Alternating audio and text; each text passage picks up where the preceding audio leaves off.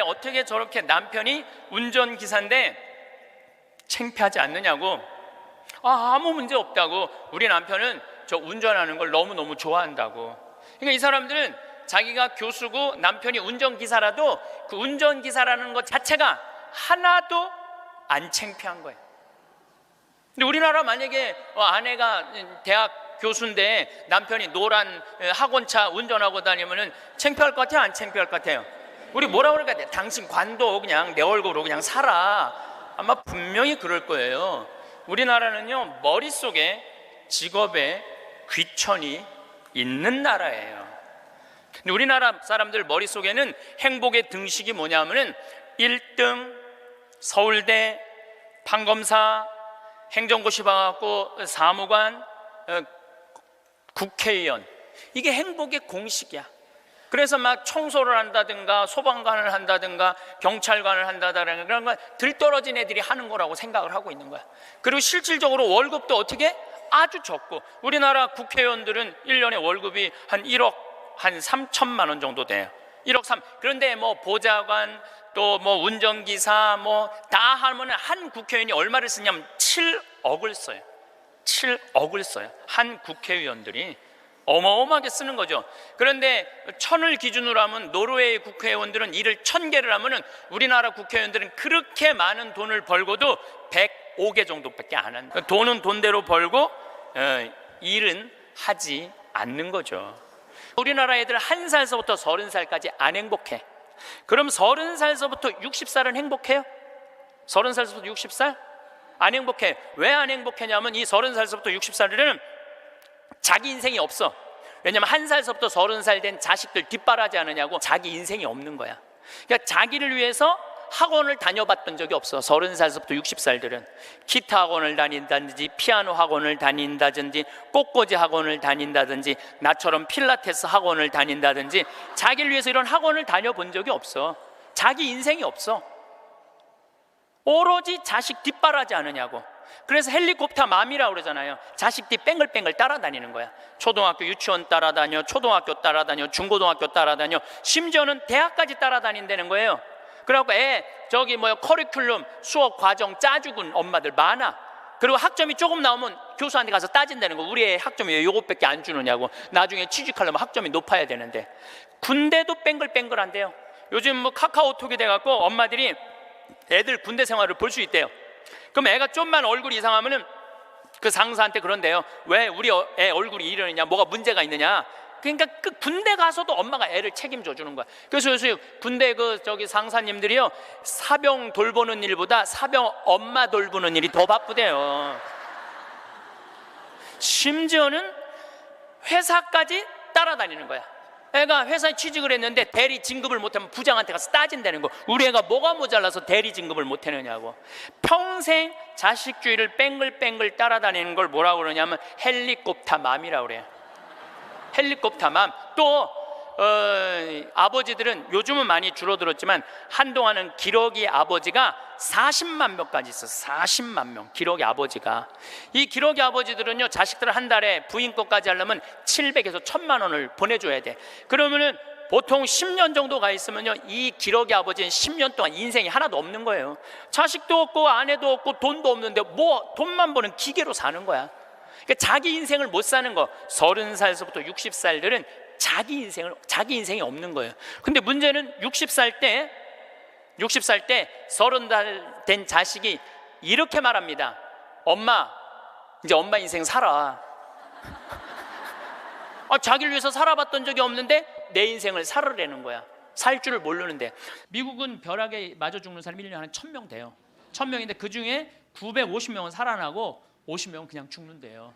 근데 이 의사가 딱 죽었는데 자기 육신이 팍 쓰러지더래. 근데 영혼이 딱 빠져나온 거죠. 영혼이 빠져나오고 자기 육신을 보고 있는데 하나도 안 슬프더래요. 내가 죽었네? 그냥 객관적으로 받아들이는 거지. 내 육신이 죽었네? 죽은 사람은 안 슬퍼요, 여러분들. 우리가 착각하고 있는 거예요. 죽은 자의 장례는 죽은 자한테 맡기라고. 너무 죽은 것 때문에 슬퍼하지 말아라. 예수님이 그랬죠? 프랑스의 한 부인이 아들이 먼저 죽은 거야. 아들이 먼저 죽으니 얼마나 슬퍼요. 매일 울은 거야. 매일. 근데 하루는 환시에 젊은이들이 빛을 내고 하늘나라에서 예수님하고 행진을 하는데 자기 아들만 누더기같이 젖은 옷을 입고 그 끝에 한 걸음 한 걸음 힘겹게 걷더래요. 그래서 엄마가 물어봤대요. 얘야, 너는 왜 저 젊은이들은 저렇게 빛을 내고 아름답게 예수님하고 하늘나라에서 행진을 하는데 너는 왜 그렇게 힘들게 젖은 누더기 같은 옷을 입고 힘겹게 걷느냐? 그랬더니 아들이 하는 말이, 어머니, 난 얼마든지 저들하고 같이 예수님하고 행복하게 행진을 할 수가 있다. 그런데 어머니의 눈물이 내 옷을 적셔서 내가 한 걸음도 나갈 수가 없다. 어머니의 눈물이. 여러분들 죽은 사람들 슬퍼한다고 그 사람들을 위로하는 게 아니에요. 그 여러분들의 눈물이 죽은 사람들을 붙잡을 수가 있는 거예요. 황창현 신부님의 행복 특강 지금 바로 시작하겠습니다. 영상이 마음에 드신다면 구독, 좋아요, 알림 설정 부탁드립니다. 요양원 가는 시대, 자신을 버리고 간 아들에게 남긴 아버지의 마지막 말도 함께 들으시면 좋겠습니다. 우리는 직업에 귀천이 없다고 이야기합니다. 그런데 제가 소방관들의 삶을 조금 들여다보니까 직업에 귀천이 있더라고요. 우리 한국 사회에서는 이번 여름에 엘래스카 강의를 갔었는데 마침 소방관 팀장, 거기는 캡틴이라고 부르는데 팀장 집에 머무르게 됐어요. 그래서 너무 궁금하잖아요. 특별한 직업을 가진 분이니까. 그리고 미국에서 인기 직업 1위는 소방관이에요. 그래서 제가 물어봤어요. 보통 소방관 처음 되면은 월급을 얼마를 받느냐? 그랬더니 한 4천만 원 정도 받는데요, 연봉이. 그리고 1년 반 훈련이 끝나고 정식 소방관이 되면은 6,500만 원 정도를 받는데요. 근데 우리나라 소방관은 정식적으로 소방관 합격을 해갖고 임명을 받으면은 첫 월급이 얼마냐면은 140만 원이에요. 사람의 생명을 이렇게 건지는 소방관들이 연봉이 이런 거 저런 거 다 따져서 한 2,500, 많을 때는 3천만 원밖에 되지 않습니다. 우리 그 캡틴이라는 분은 은퇴를 하고 리타이어를 하고 다시 소방관으로 다시 재취직을 해갖고, 미국은 그런 경우가 참 많아요. 일단 한번 은퇴하고 다시 그 자리로 가서 일하는 경우가 많아요. 그래서 그러면은 당신은 연봉이 얼마가 되냐 그러니까 저는 좀 많죠 그러더라고요. 그래서 얼마가 되느냐 그랬더니 한 1억 5천만 원 정도 됩니다 그러더라고요. 그러니까 미국에 가보면은요, 소방관 월급이 팀장, 캡틴 정도 되면은 1억 5천만 원 정도 돼요.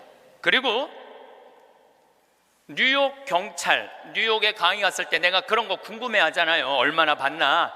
뉴욕 경찰은 연봉이 얼마냐 그러니까 뉴욕 경찰들은 경위 정도만 되면은, 경사 정도만 되면은 1억이 넘어간대요.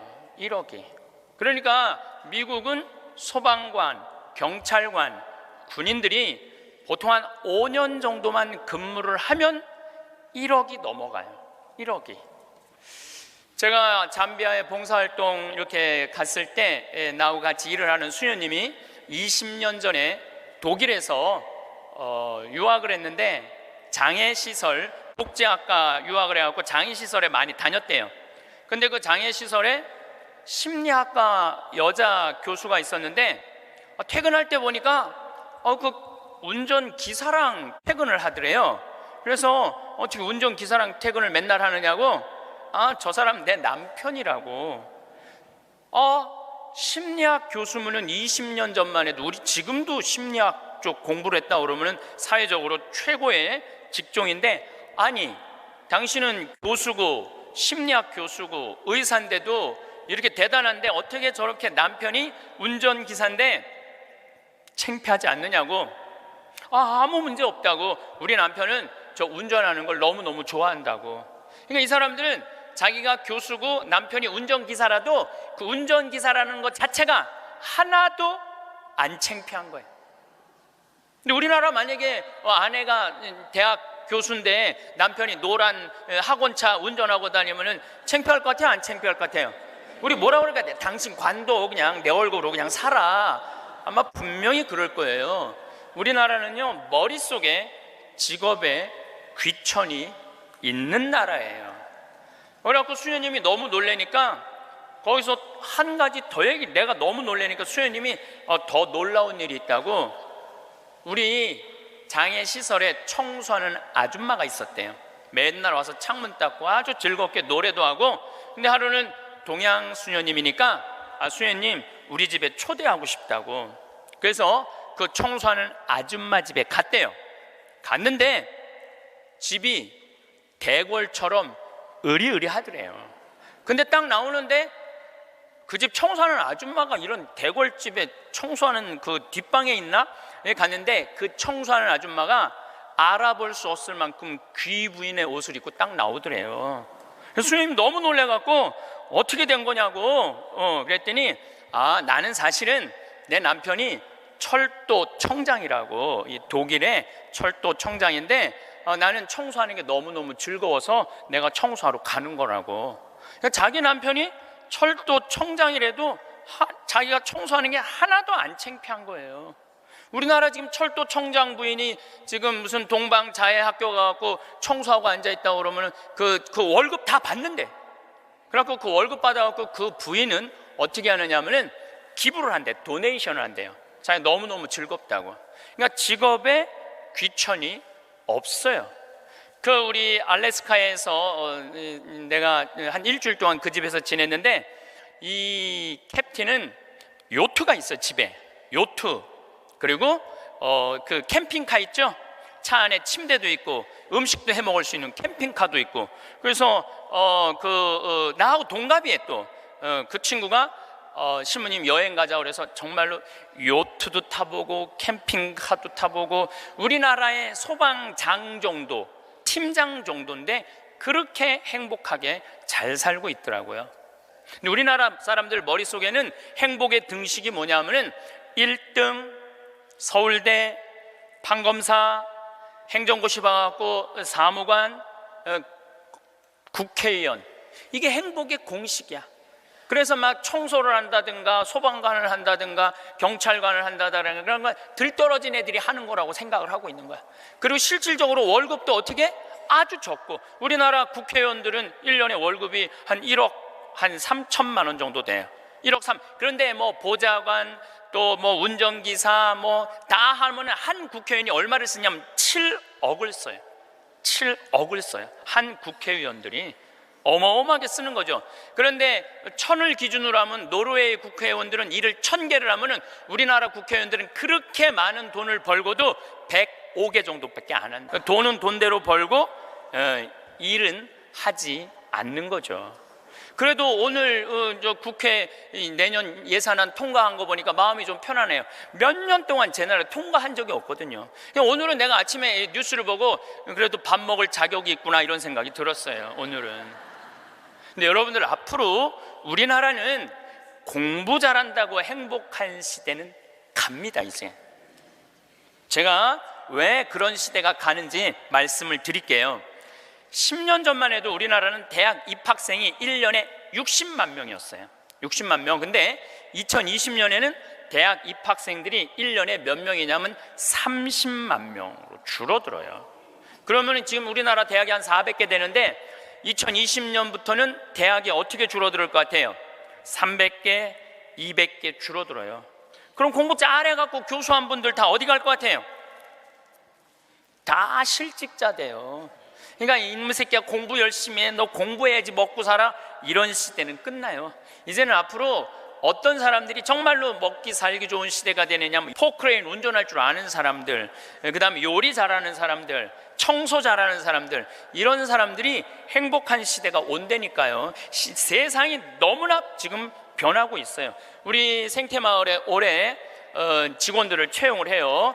또 귀가 번쩍 분들이 이런 분들이 있으니까 야 나도 한번 거기 가볼까? 근데 이번에 자격은 뭐냐면 고등학교 졸업 예정자들만 뽑아요. 나는 대학 졸업 예정자들도 안 뽑아요. 대학원 졸업 예정자들도 안 뽑아요. 혹여 가끔 대학 졸업한 사람들, 대학원 다니는 사람들 뽑아요. 우리도 뽑는데 월급은 고등학교 졸업한 사람이나 대학 졸업한 사람이나 대학원 졸업한 사람이나 우리 생태마을 첫 월급은 똑같이 200만 원이에요. 고등학교 졸업해도 직원으로 되면 무조건 200만 원이에요. 아니 생각을 해봐요. 아니 매주 띄우는데 뭐하러 대학원 자격증이 필요해? 아니 배추 심는데 뭐하러 대학 졸업한 사람이 필요해요? 우리 생태마을에 필요한 사람은 어떤 사람이 필요하냐 하면 성실한 사람, 성격 좋은 사람, 이런 사람이 필요해요.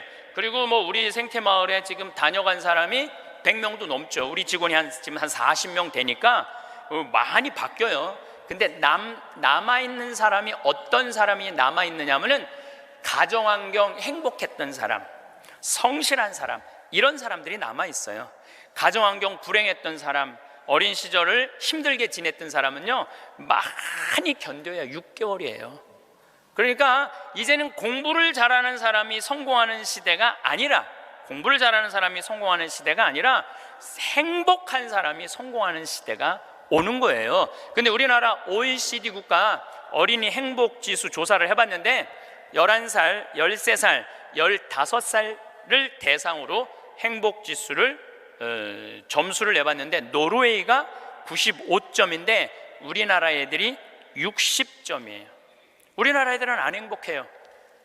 이거 OECD 국가 중에 우리나라가 꼴등이에요. 심각합니다. 왜 심각하냐 하면은 어렸을 때 안 행복한 애들이 커서 행복할 것 같아요?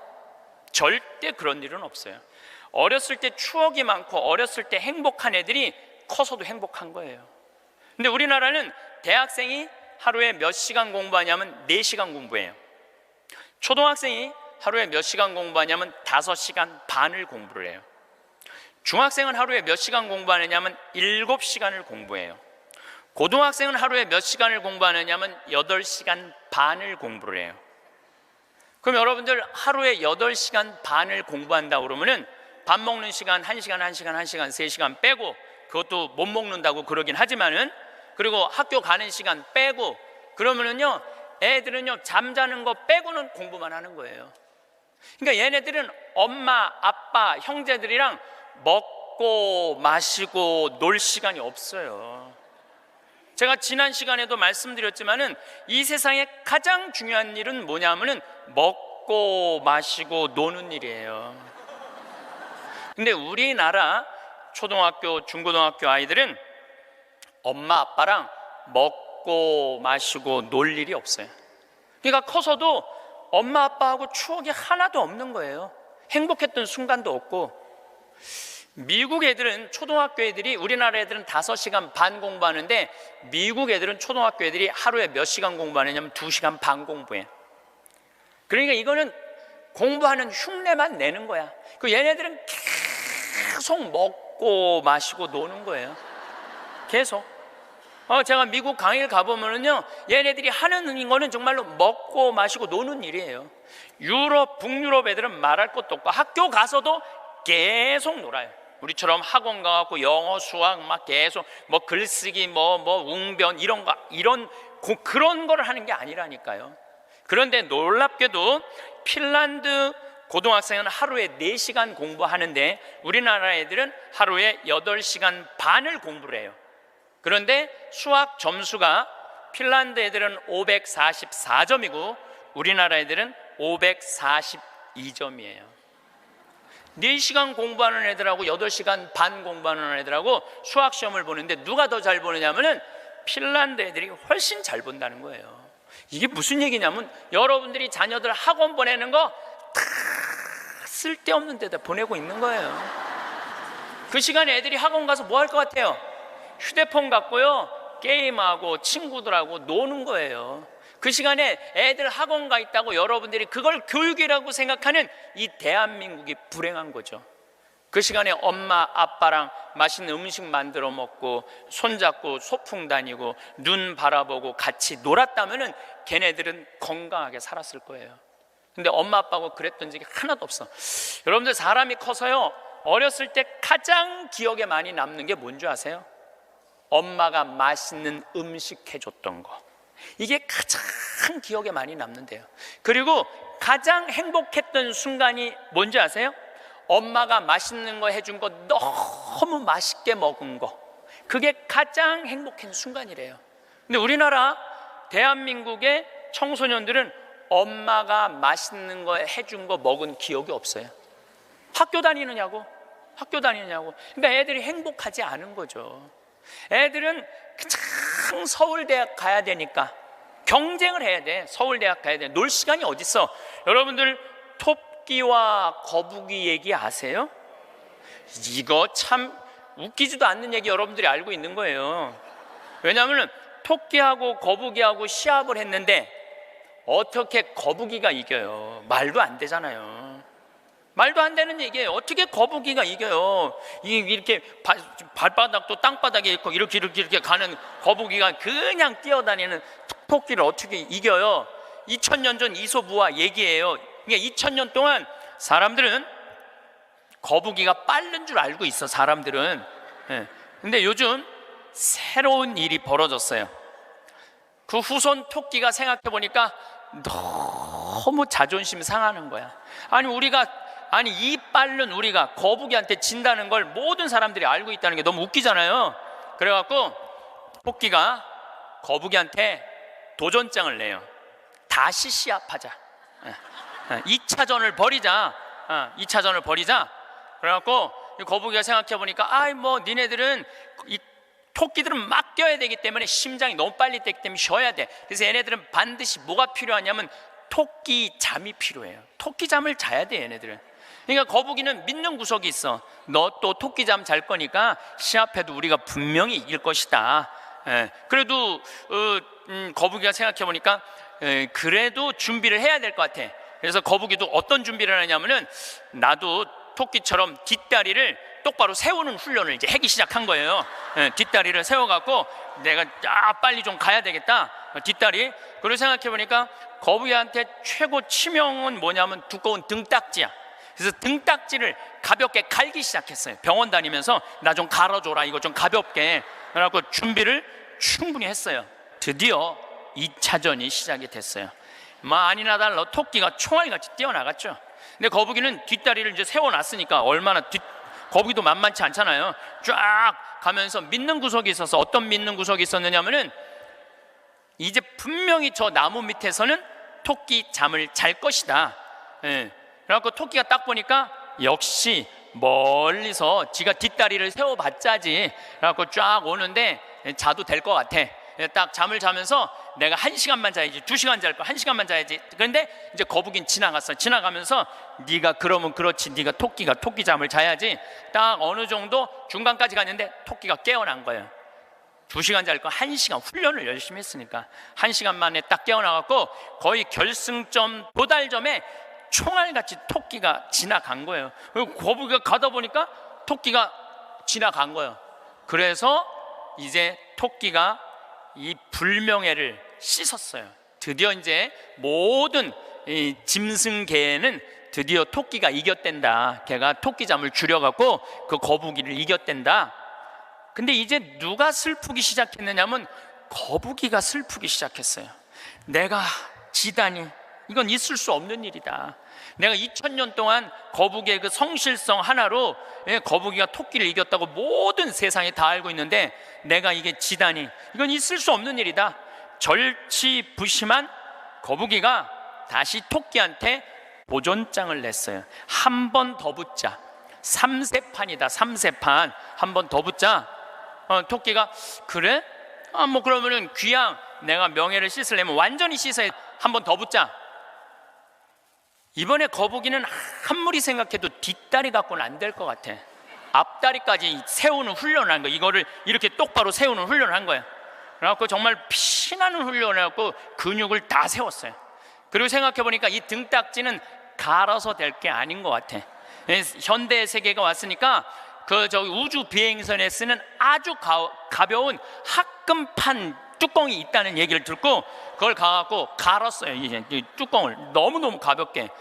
토끼 못지않게 이제 이 속력이 났어요. 근데 거북이가 아무리 생각해도 그거 갖고 안 될 것 같아. 그래서 마지막 한 수를 가지고 있었어요.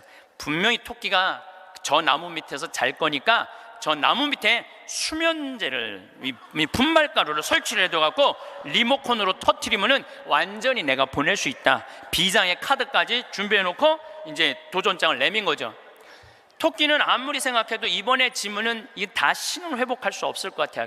그래갖고 토끼는 어떤 훈련을 했느냐 하면은, 어떤 훈련을 했냐면 토끼잠을 안 자고 목표 지점까지 가는 훈련을 했어요. 토끼잠을 안 자고. 그래갖고 드디어 3차전이 벌어졌어요. 3차전이 벌어져갖고 출발을 했는데 토끼가 보니까 거북이가 옛날엔 뒷다리만 세웠는데 이제는 앞다리까지 세워갖고 뛰는데 이게 만만치가 않은 거예요. 내가 정말로 자면 안 된다, 죽어라고 뛰면서 나무 밑에 도착했는데 너무 졸렸지만 그걸 극복하고 뛰어갔어요. 아니 리모컨까지 다 설치하고 이제 터트리기만 하면 이제 완전히 재워갖고 그 토끼잠으로 이기려고 그랬는데 리모컨 터트릴 시간이 없는 거예요. 이건 해보지도 못하고 져버렸어, 거북이가. 그러니까 거북이가 뭐가 왔느냐면 우울증이 왔어요. 우울증이 야, 내가 저 토끼한테는 정말로 어떻게 해볼 도리가 없단 말인가. 너무 우울증이 슬퍼갖고 이제 자살까지 생각을 했어요. 근데 할아버지가 그 손자 거북이를 보고 이런 말을 해요. 거북아, 손자야, 슬퍼하지 말아라. 너 토끼가 몇 년 사는 줄 아냐? 잘 모르는데요. 토끼는 그렇게 죽어라고 뛰기 때문에 토끼 수명은 7년이다. 7년. 근데 우리 거북이들은 수명이 얼마인 줄 아냐? 우리 거북이들은 할아버지가 지금 몇 살이에요? 내가 지금 190살이다. 우리 거북이는 느리기 때문에 수명이 200살이다. 너는 느린 게 네 본질인데 왜 토끼 이기려고 그 되지도 않는 뒷다리 앞다리 세우고 왜 그렇게 인생을 힘들게 사느냐. 너는 천천히 사는 게 너의 운명이다. 그 생각을 해보니까 가만히 생각해 되지도 않는 시합을 2000년 동안 한 자기 거북이하고 토끼, 그게 웃긴 거예요. 그래서 이 거북이는 천천히 다니고 자기의 그 본성에 따라 사니까 사는 게 너무너무 즐거워요. 그러니까 느린 게 빠른 것보다 훨씬 좋구나. 빠르면 7년밖에 못 사는데 느리니까 200년을 사니까 아무리 토끼가 빠르면 왜 빨리 죽는데. 그런데 지금 대한민국은 우리 자녀들을 거북이로 안 키우고 뭘로 키우냐면 토끼로 키우고 있어요. 토끼로 7년밖에 안 살릴 생각을 하고 토끼로 키우고 있어요. 그렇게 가장 큰 희생자가 된 사람이 누구냐면은 사도세자예요. 여러분도 사도세자 얘기 알죠? 네, 사도세자가 언제 죽었느냐면 1762년 이모년에 5월 13일 날 뒤주에 들어가고 5월 22일 날 죽었어요. 8일 동안 있다가. 그런데 이 사도세자는 아버지가 영조인데 아버지의 첫째 아들이 효장세자가 있었는데 9살에 죽어요. 9살에 죽다가 40이 넘어서 아들 하나를 얻어요. 이게 바로 이선. 정조는 이산. 정조의 아버지인 사도세자의 진짜 이름은 이선이에요. 사도세자는 죽고 난 다음에 영조가 불러준 이름, 슬픔을 생각해라, 생각살자 슬플 도자, 그래갖고 사도세자고 진짜 이름은 이선이에요. 그러니까 40이 넘어서 아들을 하나 얻었으니까 효장세자가 죽고 난 다음에 너무너무 슬펐는데 이 영조는 이 아들이 너무너무 귀했던 거야. 그래갖고 2살에 사도세자 책봉을 해요. 근데 얘가 얼마나 똑똑했느냐 하면은 2살 때 왕자라는 한자를 보고 아버지가 이게 무슨 자냐 그러면 아버지를 가르쳤어요. 이게 아버지 자다. 왕자를 보고 세자짜리를 보고 이거는 무슨 자냐, 이건 나다. 2살짜리가 5살 때 효경을 줄줄줄줄 외워요. 영조라는 임금은 공부하기 너무너무 좋아했던 임금이거든요. 그러니까 이거 진짜 똑똑한 놈 한번 만들어 보겠다고, 똑똑한 놈 만들어 보겠다고 선생을 몇 명을 들이냐면 20명을 들여요. 그래갖고 아침, 점심, 저녁으로 가르치는 거야. 계속 가르치는 거야. 그리고 이제 시험을 아버지가 나와서 보는 거예요. 너 사서삼경에 이게 무슨 뜻이냐? 그러면 20명이 둘러있고 5살, 6살짜리가 까먹을 수도 있잖아요. 그러면 대답을 못하면은요, 영조가 눈을 부라리면서 이놈 그것도 모르느냐고. 근데 세자는 때릴 수가 없었어요. 누구를 때리냐면 세자를 업고 다니는 내시를 때리는 거예요. 대신 맞는 거예요. 그러니까 여러분도 어린아이가 생각을 해봐요. 내가 문제 하나 못 맞추면은 저 내시들이 두들겨 맞으니 얼마나 이 스트레스를 많이 받아요. 그런데 7살, 10살 때는 칼싸움 하는 거 좋아하잖아요. 저도 어렸을 때 맨날 산에 가고 나무 잘라갖고 맨날 칼싸움 해갖고 여기 맨날 여기 찢어지고 그랬던 기억나요. 이 선은 상궁들하고 칼싸움을 해요. 그걸 본 영조는요, 이 상궁들을 때려 죽여요. 때려 죽여요, 그냥. 그걸 보고 이 사도세자는 너무너무 무서웠던 거야, 아버지가. 그런데 딱 12살이 되면서 사도세자는 공부하기가 싫어요. 그래서 이때부터 책만 보면 머리가 지끈지끈 아픈 거예요. 그러니까 조기 교육의 최고의 희생자는 누구냐면은 사도세자예요.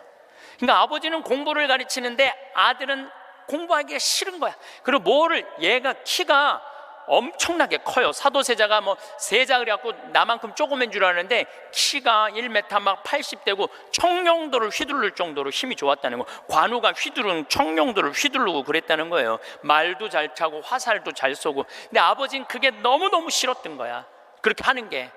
그래 아버지하고 점점 갈등을 일으키면서 광증에 시달려요. 미쳐갖고 나중에는 마지막에 자기가 데리고 있었던 시종들 100명을 죽여요.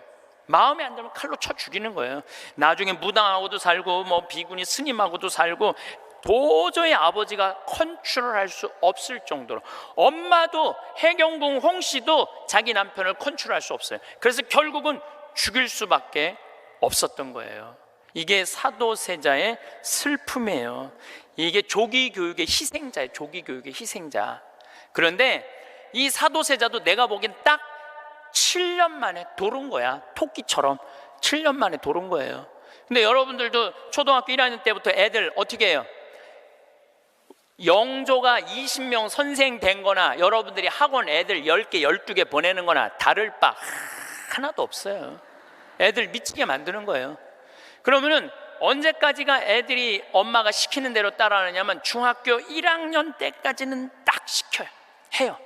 근데 딱 그 7년이 지나고 나면 애들 눈빛이 쫙 꺾어지기 시작해요. 네. 중학교 2학년만 되면은 눈빛이 싹 돌아가기 시작해요. 돌아가기 시작하면 그때부터 애들은 미치는 거예요. 근데 여러분들 이게 웃을 일이 아니에요.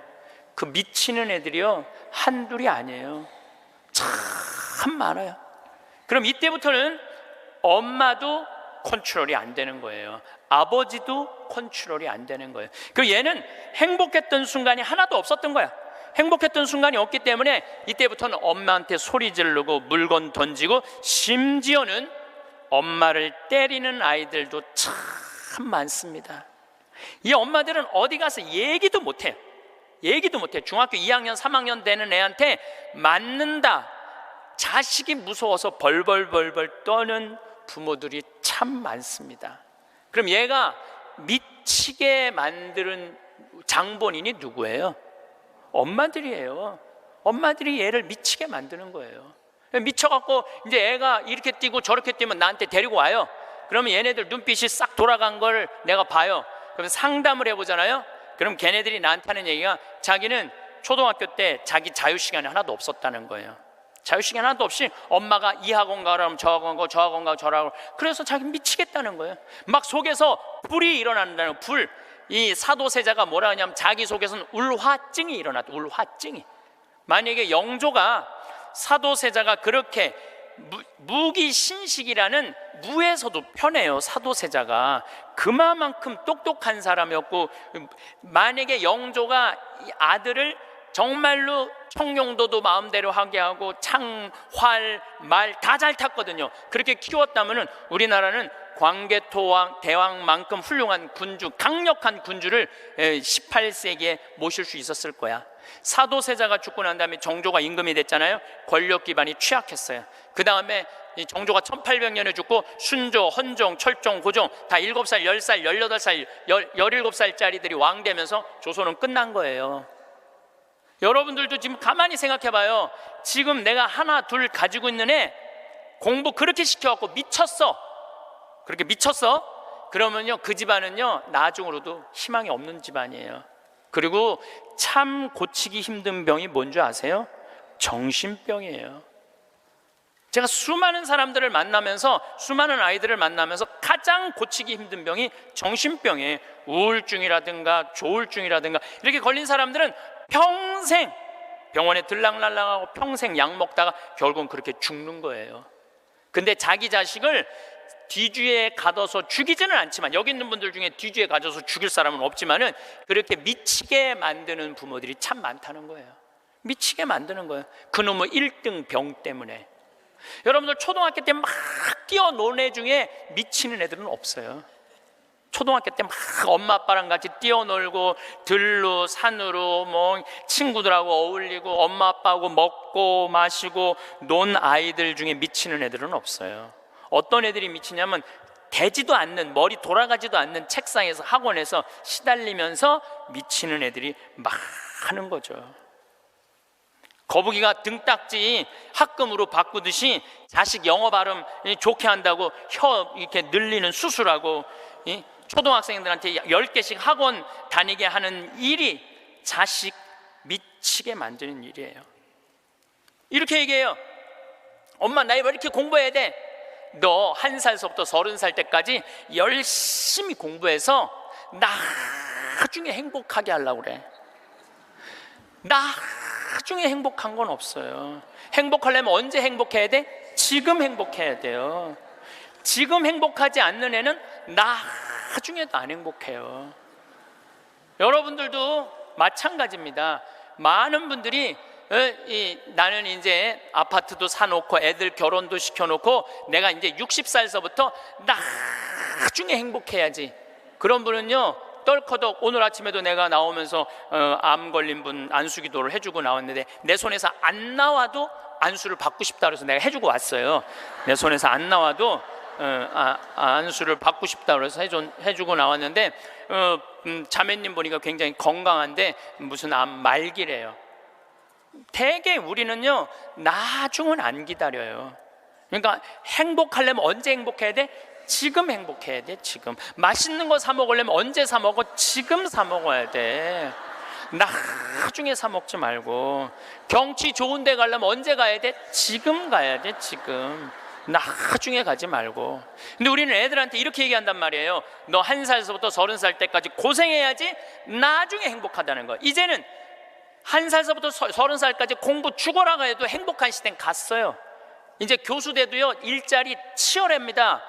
지금 변호사들, 노는 변호사들 수두룩하게 많습니다. 이제는 머리로 사는 애들이 행복한 세상이 오는 게 아니라 몸으로 사는 애들이 행복한 세상이 다가오고 있어요. 나는 어제도 우리 직원이 저녁에 이제 대전에서 강의 끝나고 들어갔는데 고등학교 졸업하고 군대 갔다 와서 대학교 다니다 때려치고 우리 집에 왔어요. 내가 이렇게 물어봤어요. 이리 와봐라 너. 오늘 이 강의 준비하면서 네가 지금 대학교 4년을 다녔으면 얼마를 대학에다가 쏟아 넣을 것 같아? 1억 쏟아 넣는데 1억 쏟아 넣지? 근데 너 이제 대학 안 다니니까 1억은 이제 모아놓은 거 아니야? 그럼 그 1억 너한테 안 쏟아놓으면 엄마는 그 돈 갖고 뭐 할 것 같아? 엄마는 노후대책연금 붓겠죠. 그래, 엄마는 노후대책연금 붓고 넌 1억 저축하고 벌써 니네 집은 2억 벌은 집이다. 대학을 안 다니면 안 다닐수록 돈을 버는 거다. 근데 너 지금 내가 이번에도 월급을 한 1년 안 됐는데 200, 30, 40만 원 올려줬어요. 우리는 5년만 근무하면 무조건 300만 원씩 받을도록 내가 해주는 거예요. 그럼 너 지금 5년 4년 근무하면 너 1억 모은다. 기숙사에서 먹고 자고 쓸 일도 없고, 거기는 해만 떨어지면 돈 쓸 데도 없어요. 예. 너 그러면은 4년 동안 딴짓 안 하고 착실히 돈 벌으면 너 1억 버는 거야. 그럼 넌 30 전에 2억짜리 아파트 살 수 있는 거야. 남 뭐 대학 우리나라 지금 대학 나온 45만 명 졸업하는데 제대로 된 직장에 취직하는 숫자가 몇 명이에요? 5만 명밖에 안 돼요. 40만 명은 2년 3년 빈둥빈둥거리고, 심지어는 엄마 아버지가 애들 때문에 경비에 나가갖고 그거 해갖고 애들 생활비 대주고 뒷돈 대주고 그러고 있는 거예요. 그러니까 지금 여러분들, 지금 대한민국에서 없애버려야 되는 건 내가 보기엔 대학이야. 대학만 없어지면 전부 일의 소중한 가치를 배우고 다 행복하게 살 수 있어. 아니, 대학 졸업하고 딱딱딱 취직하면은 내가 왜 대학을 귀하게 여기지 않아요? 대학 졸업하는 애 거의 반 이상은 빈둥빈둥 놀고 있는데. 그러니까 우리나라 할머니 60, 70 된 분은 머리 나쁜 몸으로 살 놈한테 돈 쏟아 넣느냐고. 세계 빈곤율, 노인 빈곤율이 우리나라가 1위예요. 1위. 돈이 없어요. 다른 나라 사람들은 나이를 먹으면 얼마나 럭셔리하게 사는데요.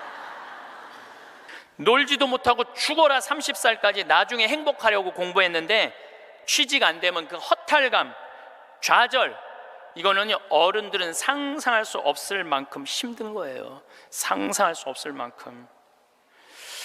한 3달 전에 아주 이쁘장한 여자아이가 절 찾아왔어요. 공부도 굉장히 잘하는 아이예요. 공무원 시험을 보는데 계속 3번인가 4번 떨어진 거예요. 너무너무 좌절감, 우울증에 시달려있는 아이예요. 예. 날 찾아왔어요. 내가 얘기했어요. 꼭 공무원을 해야 되냐? 꼭 좋은 회사를 가야 되냐? 그냥 내가 즐겁게 일하고 그냥 행복하게 살면 되지, 왜 그 힘든 목표를 세워놓고 계속 좌절감을 느끼느냐? 넌 좀 오늘을 좀 행복하게 살아라. 근데 이 친구가 며칠 전에 저한테 메시지 했어요. 신부님, 저 취직했어요. 너무너무 행복해요. 눈높이를 조금만 낮추면 우리는 지금 행복할 수 있는데 항상 나중에 행복하려고 눈높이를 너무 높여갖고 그것도 못하고 이것도 못하고 저것도 못하는 거예요. 그러니까 우리나라 애들 1살서부터 30살까지 안 행복해. 그럼 30살서부터 60살은 행복해요? 30살서부터 60살? 안 행복해. 왜 안 행복하냐면 이 30살서부터 60살들은 자기 인생이 없어. 왜냐면 1살서부터 30살 된 자식들 뒷바라지 않으냐고 자기 인생이 없는 거야. 그러니까 자기를 위해서 학원을 다녀봤던 적이 없어. 30살서부터 60살들은 기타 학원을 다닌다든지 피아노 학원을 다닌다든지 꽃꽂이 학원을 다닌다든지 나처럼 필라테스 학원을 다닌다든지 자기를 위해서 이런 학원을 다녀본 적이 없어. 자기 인생이 없어. 오로지 자식 뒷바라지 않으냐고. 그래서 헬리콥터 맘이라고 그러잖아요. 자식 뒤 뺑글뺑글 따라다니는 거야. 초등학교 유치원 따라다녀, 초등학교 따라다녀, 중고등학교 따라다녀, 심지어는 대학까지 따라다닌다는 거예요. 그래갖고 커리큘럼 수업 과정 짜주군 엄마들 많아. 그리고 학점이 조금 나오면 교수한테 가서 따진다는 거. 우리 애 학점이 왜 요것밖에 안 주느냐고. 나중에 취직하려면 학점이 높아야 되는데. 군대도 뺑글뺑글한데요. 요즘 뭐 카카오톡이 돼갖고 엄마들이 애들 군대 생활을 볼 수 있대요. 그럼 애가 좀만 얼굴이 이상하면은 그 상사한테 그런대요. 왜 우리 애 얼굴이 이러느냐, 뭐가 문제가 있느냐. 그러니까 그 군대 가서도 엄마가 애를 책임져 주는 거야. 그래서 요새 군대 상사님들이요, 사병 돌보는 일보다 사병 엄마 돌보는 일이 더 바쁘대요. 심지어는 회사까지 따라다니는 거야. 애가 회사에 취직을 했는데 대리 진급을 못하면 부장한테 가서 따진다는 거. 우리 애가 뭐가 모자라서 대리 진급을 못하느냐고. 평생 자식주의를 뺑글뺑글 따라다니는 걸 뭐라고 그러냐면 헬리콥터 맘이라고 그래요. 헬리콥터 맘. 또 아버지들은 요즘은 많이 줄어들었지만 한동안은 기러기 아버지가 40만 명까지 있었어. 40만 명 기러기 아버지가. 이 기러기 아버지들은요, 자식들을 한 달에 부인 것까지 하려면 700에서 1000만 원을 보내줘야 돼. 그러면은 보통 10년 정도 가 있으면요, 이 기러기 아버지는 10년 동안 인생이 하나도 없는 거예요. 자식도 없고 아내도 없고 돈도 없는데 뭐 돈만 버는 기계로 사는 거야. 그러니까 자기 인생을 못 사는 거. 30살서부터 60살들은 자기 인생이 없는 거예요. 근데 문제는 60살 때 60살 때 30살 된 자식이 이렇게 말합니다. 엄마, 이제 엄마 인생 살아. 자기를 위해서 살아봤던 적이 없는데 내 인생을 살으라는 거야. 살 줄을 모르는데. 30살에서부터 60살은 뭐 해야 되는 나이냐면요, 자아실현해야 되는 나이야. 자아실현. 자아실현이라는 게 뭐예요? 자기의 능력을 쓰는. 오늘 물이 없는데 여기 물을 하나 갖다 놓으면 내가 이 물을 안 먹었으면 이 물은 자아실현하는 물이에요? 자아실현 안 하는 물이에요? 자아실현 안 하는 물이에요. 내가 먹어줘야지 자아실현이 되는 물이에요. 자아실현이 되는 물이에요. 여러분들이 샴푸를 하나 샀어. 그럼 샴푸를 사면은 그 샴푸를 한 방울까지 다 쓰면은 여러분들 기분 좋아요, 안 좋아요?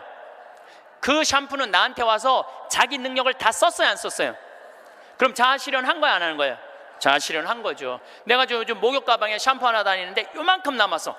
그 짜서 쓸 때마다 기분이 너무 좋아요. 너 이제 자아실현 다 돼가는구나. 이제 자기 능력 다 썼으니까.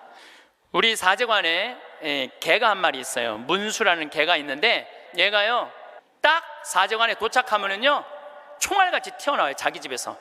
그리고 요만한 개가 내 가슴까지 뛰어 올라와요. 그리고 놀라운 거는요, 얘가 사제관에 신부들이 오면 안 물고 안 짖어요. 근데 여자들만 오면은 잡아 먹을 듯이 짖어요, 진짜로. 그리고 막 엉덩이고 허벅지고 다 깨물어요. 얘 자아실현 하는 게 자아실현 안 하는 게예요. 자아실현 하는 게예요. 근데 우리나라 30살에서부터 60살 된 많은 분들은 자기 능력을 안 써요. 자기 능력을 안 쓰고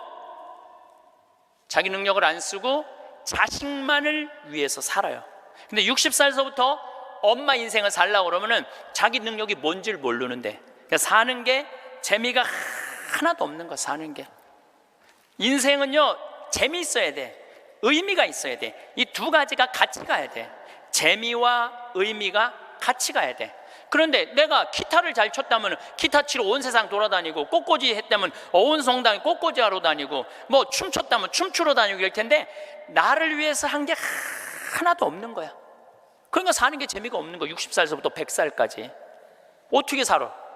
그러니까 우리는 1살에서부터 30살도 안 행복하고 30살에서부터 60살도 안 행복한 거예요. 그럼 60살에서부터 100살은 행복하냐?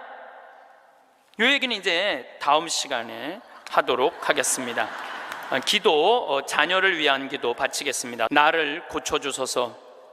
가끔 자녀를 나의 투자의 대상으로 여기는 착각을, 나의 삶을 자녀에게서 보상받으려는 유혹을 다 너를 위한 것이다 라고 하면서 궁극적으로 자신을 위했던 이기심을, 그리하여 자녀가 나에게 속해 있지만 내 것이 아님을 깨닫게 해주소서. 나로 하여금 부모로서의 권리보다는 의무로, 자녀의 성장보다 내가 먼저 성숙해짐으로 그들을 훈계하게 하소서. 자녀를 이끌어주되 강요하거나 협박하지 않으며, 사랑하는 자녀들을 돕되 대가를 기대하지 않으며, 자녀가 누릴 수 있는, 실패할 수 있는 자유와 선택할 수 있는 권리를 빼앗지 않게 해주소서. 자녀의 슬픔과 기쁨을 가볍게 취급하지 않으며, 자녀의 성공과 실패를 과소평가하지 않고, 자녀의 하찮은 질문에 진지하게 대답하게 하시고, 사소한 행동 방식도 존중함으로 존경받는 어른이 되게 해주소서. 그래서 유명한 사람으로가 아니라 유능한 사람으로, 인류의 사람으로가 아니라 유일한 사람으로 우리의 자녀들이 자라가게 해 주소서. 그리고 그 빛을 느끼는 순간 너무 행복하고 존재의 충만함, 평화, 충만한 완전한 사랑을 느껴갖고 너무너무 행복하다는 거예요. 그런데 더 놀라운 거는 그 빛 앞에 섰을 때 자기의 살아온 인생 전부 다가 한순간에 다 펼쳐진다는 거예요. 한순간에 다 펼쳐져서 자기 지은 죄가 너무 크면은 그 앞에 너무 부끄러워서 쓰질 못한다는 거예요. 예수님이 뭐라고 그랬어요? 너희들 하느님이 심판하는 게 아니다. 너희들이 저지른 죄가 그 죄가 너희를 심판할 것이다 그랬잖아요. 하느님은 심판하시는 분이 아니에요. 하느님은 그러니까 너무 부끄러우면 그 빛 앞에 나서지를 못한다는 거예요. 그리고 또 이제 그곳에 간 사람들이 느끼는 게 뭐냐면 죽은 형제 친척들이 이 다볼산에서 예수님이 거룩한 변모할 때 얼굴은 해와 같이 빛나고 몸은 어떤 마전장이도 만들 수 없을 만큼 빛났다 하듯이 그렇게 빛나는 형제 친척들이 있다는 거예요. 그리고 그냥 아름다운 정원, 아름다운 꽃, 너무 아름다운 나무, 아름다운 음악 이런 걸 공통적으로 보는 거예요. 1500만 명 중에서 이 또 죽은 사람들 중에서 다 하늘나라를 경험하는 게 아니에요. 그 중에서도 10%에서 15%만 경험을 하는 거예요. 나머지는 의식이 없고 10% 내지 15%만 죽음 이후의 세계를 경험하고 돌아오는 거예요. 근데 그 사람들이 자기네들이 거기 갖고 대개는 오고 싶지 않대요. 하늘나라 간 사람 특징이 뭐냐면은 오고 싶지 않은 거야. 왜? 거기 너무 좋아서. 그런데 아직은 네 때가 되지 않았다. 네 때가 되지 않았기 때문에 넌 다시 가야 된다. 난 가기 싫다. 가야 된다. 이렇게 실갱이를 하다가 되게 돌아온다는 거예요.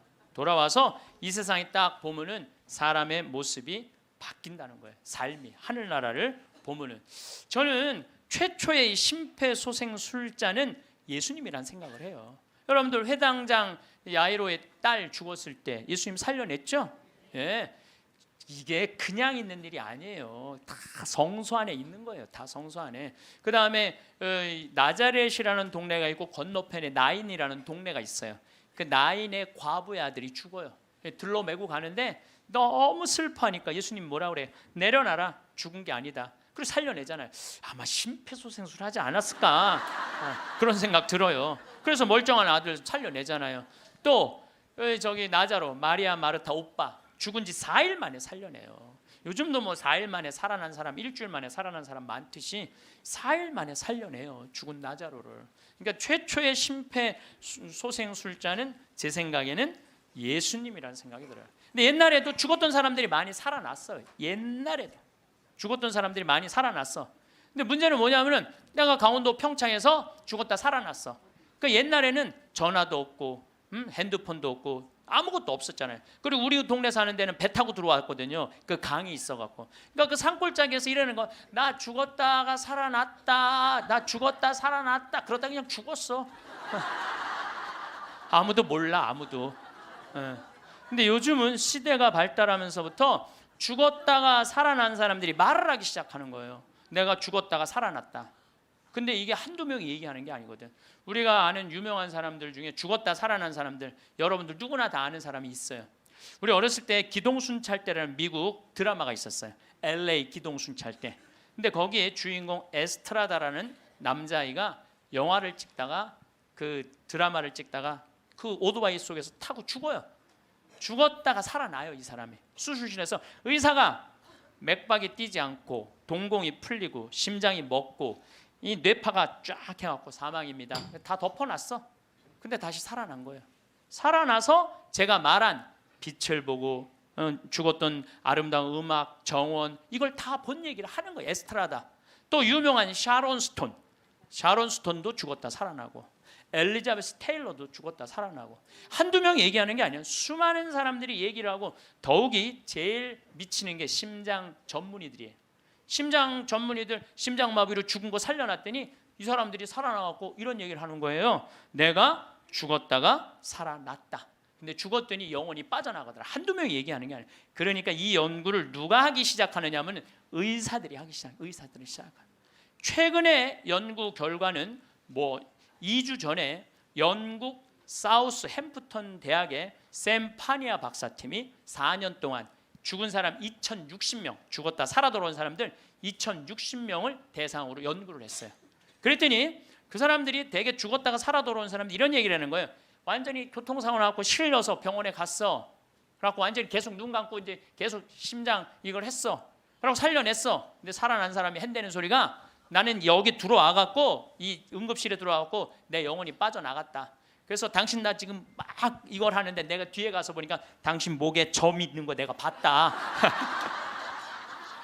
이 사람은 한 번도 이 의사를 본 적이 없는데 미치는 거죠. 옆에 간호사가 하는 얘기, 병원에 무슨 수술 도구 옆에 있는 얘기, 이 사람도 한 번도 본 적이 없는 사람인데 이 연구를 해보니까 이런 일들이 벌어지는 거예요. 그리고 대개 죽은 사람들은 5분 동안은 영원히 그 근처에 머물러 있다는 거예요. 5분 동안. 그러니까 여러분들 주위에서 만약에 누가 죽으면요 5분 동안 말 잘해야 돼요. 뭐 괜히 뭐 잘 죽었다, 뭐 그렇게 못되게 살더니 잘 죽었다, 아유 지옥에나 갔으면 좋겠다 이러면요 이 영혼이 한번 꼬기 시작하면요 인생이 꼬이는 거예요. 그러니까 여러분들 뭐라 그래야 돼? 5분 동안 좋은 데 가시라고, 잘 가시라고, 이런 게 정말 필요해요. 말 잘해야 돼요. 말 잘해야 돼요. 고든 알렌이라고 미국의 백만장자 금융업을 하는 사람이 있었어요. 근데 이 사람은 이 폐 질환으로 죽었어요. 죽었는데 하늘나라 올라갔는데 그 빛을 느끼는 순간 너무 불같이 뜨거운 감동을 느낀 거야. 여러분들 그 기도 열심히 할 때 하느님이 막 느껴질 때 막 온몸이 뜨겁고 뭐 불 같은 느낌 들 때 있지 않으세요? 그런 느낌 드시는 분들 계시죠? 저는 나도 그런 느낌을 받았는데 내가 제일 열심히 했을 때가 중학교 때였어. 중학교 때. 내 인생에 가장 열심히 했을 때 중학교 때. 지금 그 정도 열심히 했으면 아마 나 성인 됐을 거예요. 근데 제가 그때 기도 열심히 할 때 성당에 앉아갖고 하느님을 느끼는 느낌을 참 많이 받았어요. 하느님하고 일치되는 거. 그런데 너무 행복해갖고 시계를 보면요 나는 10분 지났다고 봤는데 4시간씩 성당에 앉아있을 때가 많았어요. 그러니까 하느님 안에 머무를 때는 시간 가는 줄 모르는 거죠. 그 이후로는 거의 느낀 적이 없어요. 그 이후로는. 그 이후로는. 근데 어쨌든 이 고든 알렌이라는 사람은 성당도 안 다니는 사람이고 하느님도 믿지 않는 사람인데 하늘나라 올라가서 그 빛을 느끼는 순간 이건 나는 세상의 빛이다. 요한복음 1장 1절에 나오는 말씀처럼 정말로 너무 행복했던 거야. 세상에 딱 돌아와 갖고요. 이 고든 알렌은 자기가 그 많은 돈 의미가 없다는 걸 느껴요. 그리고 친구한테 전화를 해요. 같이 금융업을 하는 친구한테 나 그만둘 거다.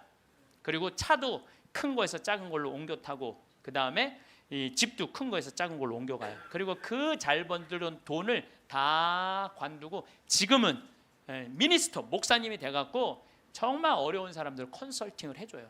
그러니까 되게 죽었다가 살아 돌아온 사람들 특징이 뭐냐면은 삶이 바뀌는 거야. 목사님이 된다든지 자선 사업을 한다든지 착해. 사람은 죽어봐야 철이 들어. 사람은 죽어봐야 철이 들어. 근데 이 죽을 수가 없으니 얼마나 답답한 노릇이에요. 앤더슨 시 코리아라고 미국 뉴욕의 정형외과 의사예요. 심리학 박사고 대학 교수고. 이 사람은 94년도에 가족들이랑 야외에 나가다가 공중전화를 하다가 벼락에 맞아 죽어요. 벼락에 맞아. 미국은 벼락에 맞아 죽는 사람이 1년에 한 1000명 돼요. 1000명인데 그중에 950명은 살아나고 50명은 그냥 죽는데요. 근데 이 의사가 딱 죽었는데 자기 육신이 팍 쓰러지더래. 근데 영혼이 딱 빠져나온 거죠. 영혼이 빠져나오고 자기 육신을 보고 있는데 하나도 안 슬프더래요. 내가 죽었네? 그냥 객관적으로 받아들이는 거지. 내 육신이 죽었네? 죽은 사람은 안 슬퍼요, 여러분들. 우리가 착각하고 있는 거예요. 죽은 자의 장례는 죽은 자한테 맡기라고. 너무 죽은 것 때문에 슬퍼하지 말아라. 예수님이 그랬죠? 프랑스의 한 부인이 아들이 먼저 죽은 거야. 아들이 먼저 죽으니 얼마나 슬퍼요. 매일 울은 거야. 매일. 근데 하루는 환시에 젊은이들이 빛을 내고 하늘나라에서 예수님하고 행진을 하는데 자기 아들만 누더기같이 젖은 옷을 입고 그 끝에 한 걸음 한 걸음 힘겹게 걷더래요. 그래서 엄마가 물어봤대요. 얘야, 너는 왜 저 젊은이들은 저렇게 빛을 내고 아름답게 예수님하고 하늘나라에서 행진을 하는데 너는 왜 그렇게 힘들게 젖은 누더기 같은 옷을 입고 힘겹게 걷느냐? 그랬더니 아들이 하는 말이 어머니, 난 얼마든지 저들하고 같이 예수님하고 행복하게 행진을 할 수가 있다. 그런데 어머니의 눈물이 내 옷을 적셔서 내가 한 걸음도 나갈 수가 없다. 어머니의 눈물이. 여러분들 죽은 사람들 슬퍼한다고 그 사람들을 위로하는 게 아니에요. 그 여러분들의 눈물이 죽은 사람들을 붙잡을 수가 있는 거예요. 여러분들 이번에 세월호에서 죽은 아이들 천국 갔을 것 같아요? 안 갔을 것 같아요? 갔어요. 얘네들 다 천국 갔어. 왜? 아니 고등학교 2학년이 죄를 지면 얼마나 짓겠어요? 그렇지 않겠어요? 대한민국의 또 고등학교 2학년 애들은요 죄질 시간도 없어요. 학원 다니느냐고 죄질 시간이 어디 있어. 여러분 한번 생각을 해보세요. 여러분들 고등학교 2학년 때 지은 죄랑 요즘 나이 먹어갖고 지은 죄랑 한번 비교 한번 해보세요. 그럼 여러분들도 고등학교 2학년 때 죽었으면 천국 갔을 것 같아요? 안 갔을 것 같아요? 여러분들 다 갔어요. 요즘 죽으면 어때요? 요즘 죽으면 진감인가 하죠. 갈지 안 갈지. 어쨌거나 이거는 확실해. 여러분들도 고등학교 2학년 때 죽었으면 천국 갔어요. 분명히. 그러니까 얘네들 다 천국 갔어요. 그러면은 얘네들 떠난 지가 200일이 넘어요. 오늘 아마 207, 8일 정도 될 거예요. 그러면요 100일 탈상도 해요. 100일이면 다 떠나 보내요. 그럼 이 배가 침몰됐을 때 나는 그렇게 생각해. 이 선주, 이 배 주주, 이 세월호의 주인은요 자기가 애들 배 가라앉았을 때 쫓아갔어야 돼요. 쫓아가갖고 자기가 책임자면 수습을 해야 돼요. 수습을 하고 최고 좋은 잠수사들 돼서 애들 건질 수 있을 때까지 최대한 빨리 건졌어야 돼. 그리고 자기 있는 재산 다 정리해서 그 자식들 죽으면 여러분들 일이 손에 잡힐 것 같아요? 그거는 잡힐 수가 없어요. 지금 안산에 그 자식 죽은 부모님들 일 안 한다고 뭐 누가 뭐라 그러는데 아마 자기 자식 한번 죽어봐. 생떼 같은 자식 일을 할 수 있을 것 같아요? 못해요. 그러면은 그분들한테 그 슬픔 또 삶에 자기가 재산이 없는 게 아니잖아. 4천억이나 있다는데 그러면은 끌어모을 수 있는 것까지 다 끌어모아서 책임을 져야지. 또 아이들 한꺼번에 죽었으니까 추모공원도 만들고 그 아이들만을 위한 추모공원 예쁘게 만들어서 그 부모들이 보고 싶을 때 언제든지 찾아갈 수 있도록 해줘야지. 그렇지 않겠어요? 근데 이거는 뭐 자기가 책임지기 싫어하고 도망 다니기 시작해. 도망. 이게 말이 되는 소리야. 자기 사진 전시실 넓히려고 배 개조해갖고 배 빠진 건데 그걸 책임 안 지겠다고 이리 도망 다니고 저리 도망 다니고 그냥 막 또 도망 다녔고 못 찾을 때 또 국민들이 이거 죽은 거 아니냐 그랬더니 또 죽었더니 또 안 죽었다고 또 그러고 이건 죽은 것도 아니고 산 것도 아니고 책임진 것도 아니고 안 진 것도 아니고 이게 도대체 뭐 하는 거냐 이게요. 참. 이게 웃을 일이 아니에요 여러분들. 얼마나 이게 우리가 죽음에 대해서 미성숙하게 대처를 하는지. 그리고 저는 정치인들도 참 답답해요. 아니 그걸 못 잡아. 거기서부터 답답해요. 그걸 못 잡아. 네? 안 잡는 거예요. 난 또 몰랐네.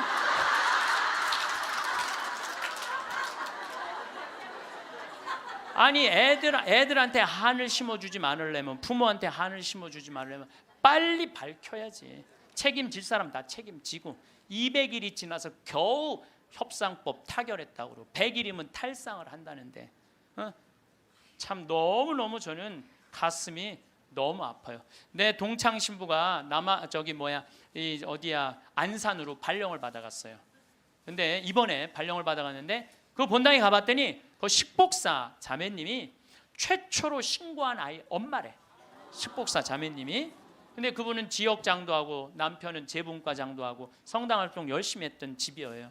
근데 그 자매가 아들이 죽고 난 다음에 사제관 식복사를 시작을 했대요. 너무너무 열심히 살더래요. 그래서 본당신부 내 동창신부가 물어봤대요. 자매님은 왜 남들은 저렇게 슬프게 저렇게 있는데 여기서 이렇게 기쁘게 사제관 일을 하느냐고. 그랬더니 이 자매님이 기가 막힌 말을 하더래요. 나는 내 반쪽이 하늘나라에 있기 때문에 그 반쪽을 위해서 기쁘게 살아야 된다고. 왜냐하면 나는 지금 이 세월호에서 304명이 세상을 떠났어요. 우리 학생들이 249명, 어른들이 55명이 세상을 떠났어요. 나는 이 단원고등학교 얘네들 지금 천국 접수했다고 믿어요. 천국 얘네들이 접수했어. 천국을. 지금 아마 얘네들이 싹 천국 접수했을 거야. 분명히. 그러면은요 우리가 이 아이들 하늘나라 혹시 못 갔다면 우리 열심히 기도해서 하늘나라 갈 수 있도록 기도해 줘야 돼요. 그리고 산 사람들은 그 아이들을 위해서 기쁘게 살고 반성할 거 반성하고. 근데 우리는 이것도 아니고 저것도 아닌 거예요. 그리고 부모님들 이 안산에서 하느님한테 맡겨야 돼요. 하느님의 자비에 아이들을 맡겨야 돼요. 남아프리카 공화국에서 12살 먹은 알도라는 소년이 교통사고로 죽어요. 엄마 아빠 앞에 타고 뒤에 4살짜리 12살짜리 알도가 교통사고 나는데, 교통사고 나는 순간 뒤에 있던 아들 둘이 바깥으로 날아가요. 날아가는데 엄마 아빠가 딱 차를 세우고, 이제 자식 없으니까 차 뒤에 없으니까 가서 보는데 바로 앞에 4살짜리가 얼굴에 상처기만 좀 나게 있는 거야. 아유 너 괜찮구나 그랬더니 이 친구 하는 말이, 엄마 난 이렇게 바깥에 튕겨져 나왔을 때 예수님 날 받아갖고 여기다 놨다고. 예. 근데 문제는 12살짜리 알도가 안 보이는 거야. 12살짜리 알도가. 그래갖고 보니까 아예 길 건너편에 가서 떨어진 거야. 길 건너편에 뇌, 척추 다 그냥 요절이 난 거예요. 그래서 병원에서는 의사가 이제 산소호흡기를 띄셔도 되겠다고, 죽었으니까. 이때 이 엄마가 하느님한테 자기 아들을 맡겨요. 하느님 당신의 뜻대로 내 아들을 처분해 달라고. 하지만 난 아들하고 아직 이별의 시간을 갖지 못했다고. 그리고 이 아들은 4개월 후에 살아 돌아와요. 4개월 후에 살아 돌아오는데 문제는 뭐냐면은, 살아 돌아와서 얘는 뭐를 못하느냐면은 말을 못했어. 근데 계속 노트에다 쓰는 거야. 성서를 계속 쓰는 거야. 4개월 후에 돌아온 애가 성서를 계속 쓰는 거예요. 성당도 안 다니, 교회도 안 다니던 애인데 성서를 계속 쓰는 거야. 너 이거 성서를 어떻게 쓰냐? 엄마 나 죽어 있을 때 예수님 나 하늘나라 데려가고 예수님이 품에 안아서 이 성서 다 가르쳐 준 거야. 그러니까 하늘나라에서 성서를, 이런 일이 여러분들 많아요. 이런 일이 정말 많아요. 하늘나라 우리 아프리카에도 우리 가톨릭의 한 아이가 전혀 그런 걸, 성서를 모르던 아이가 예수님 현실 속에서 성서를 다 배운 애가 있어요. 내가 지난번에도 강의했어요. 여러분들은 참 고맙게도 강의에도 까먹어갖고 내가 새로 얘기할 때 항상 새롭게 들어. 우와 너무 고마워. 참 고마워요. 네. 네, 지난번 강의 때도 내가 얘기했거든요. 아프리카에 언어도 이 아이는 예수님이 다 가르쳐줘서 언어도 다른 나라 언어 다 했다고 내가 얘기를 했어요. 말라위 거기. 어쨌거나 얘는 하늘나라에서 예수님이 가르쳐준 거야. 성서를 너무너무 잘 쓰는 거야. 그런데 얘가 기가 막힌 글을 하나 쓰는 거예요. 어떤 글을 쓰느냐면은, 엄마 드웨인이라는 아이랑 안톤이라는 아이 주소를 적어줘요. 그리고 그 엄마한테 이 편지를 좀 띄워줘. 주소를 써갖고. 어떤 내용이냐면, 드웨인하고 안톤은 하늘나라에서 너무너무 행복하게 잘 지내고 있는데, 하늘나라에서 보니까 엄마들이 맨날 우는 거야. 엄마들이 이미 자기 자식은 하늘나라에서 행복하게 지내고 있는데 엄마들이 울고 있는 거야. 그래서 엄마 예수님이 너무 슬프대. 왜 뭐가 슬퍼? 나는 이미 이 아이들을 구원해갖고 내 품에 안고 있는데 나의 자비를 믿지 않는 저 엄마 아빠가 너무너무 불쌍하다는 거예요. 그래서 그 주소를 줘. 근데 이 알도는 안톤을 살아생전에 만났던 적이 없는 사람이에요. 드웨인도 살아생전에 만났던 적이 없는 사람이야. 그리고 얘가 그 주소를 알 수가 없는 애야. 교통사고 나고 4개월 동안 혼수 상태에 있던 아이인데. 그래서 엄마는 처음에 장난인 줄 알았대. 근데 그걸 편지를 보냈는데 정확하게 드웨인 집과 안톤 집에 편지가 도착을 하고 실질적으로 그 아이들은 그렇게 죽었다는 거예요. 이게 우리가 하느님한테 맡겨야 돼. 하느님한테 맡겨야 돼. 얘네들 외롭지 않아요. 나는 이번에 세월호에서 4월 16일 날 세상 떠난 이 아이들 이미 천국에 단체 입장했다고 생각을 해요. 그래서 여러분들 얘네들을 위해서 기도 열심히 해주시고 천국 갔다고 믿어야 돼. 죽는 걸로 그러니까 죽은 사람들은 슬프지 않다니까요. 여러분들 우리들이 죽는 걸로 끝나는 게 아니에요. 죽는 걸로 끝나는 게, 더욱이 우리 그리스도인들한테는 죽음이 죽음이에요. 새로운 삶으로 옮아가는 새로운 여정일 뿐이에요. 그래서 나는 이번에 세월호에서 죽은 아이들, 물론 우리 어른들 책임이지, 불쌍하지. 그렇지만 계속 슬퍼할 수만 있는 일은 아니라는 거예요. 제가 마지막 기도로 아주 좋은 시가 있어서 그날이라는 시를 이번에 세월호를 통해서 시인이 썼는데 너무 잘 표현을 해서 이 그날이라는 시를 읽어드리도록 하겠습니다. 성부와 성자와 성령의 이름으로 아멘. 그날 그 어두운 시나리오는 이미 만들어져 있었다. 차곡차곡 쌓아온 모든 잘못된 관행들이 죽음의 냄새를 풍기며 찾아와 있었다. 하늘도 원치 않았던 일이었기에, 바다보다 더 푸른 너희들이 였기에 황망한 미안함에 파도도 몸을 떤다. 세상이란 무대 위에 단 한 번 서보지도 못하고 이슬처럼 사라져간 아름다운 이름들, 생때 같은 자식을 먼저 보낸 부모들 껍질만 남아 몸부림친다. 어이할거나 그날 그 시각 그 자리에 있은 것이 잘못이었다. 캄캄한 바다에선 얼마나 추웠더냐. 가라앉는 배 안에서 얼마나 무서웠더냐. 4월은 기어이 잔인하고 말았구나. 커다란 슬픔의 덩어리 삼킨 이 땅의 선한 백성들, 분노와 미안함으로 침몰하고 있다. 기다리라는 말 아직도 믿고 있니? 이제는 훨훨 날아가거라. 사랑하는 친구들과 함께. 봄 밤 하늘은 별이 된 너희들로 더욱 눈부시겠구나. 주님, 세월호에서 희생된 영혼들이 영원한 안식을 얻게 하소서. 아멘. 성부와 성자와 성령의 이름으로 아멘. 감사합니다. 외팔이 아버지의 죽음. 나는 한쪽 팔이 없는 아버지가 창피했다. 어머니는 얼굴을 익힐 때쯤 돌아가셔서 생각도 나질 않는다. 시골에 사는 외팔이 아버지는 몸이 성한 사람들보다 2배, 3배 더 일을 했지만 돈벌이가 시원치 않아 우리 가족은 배부른 적도 없었고 장마당에서조차 새 옷을 사 입지 못하는 형편이었다. 나는 이러한 가난이 싫었고 나아지지 않는 시골 생활이 싫어 이를 악물고 공부를 했다.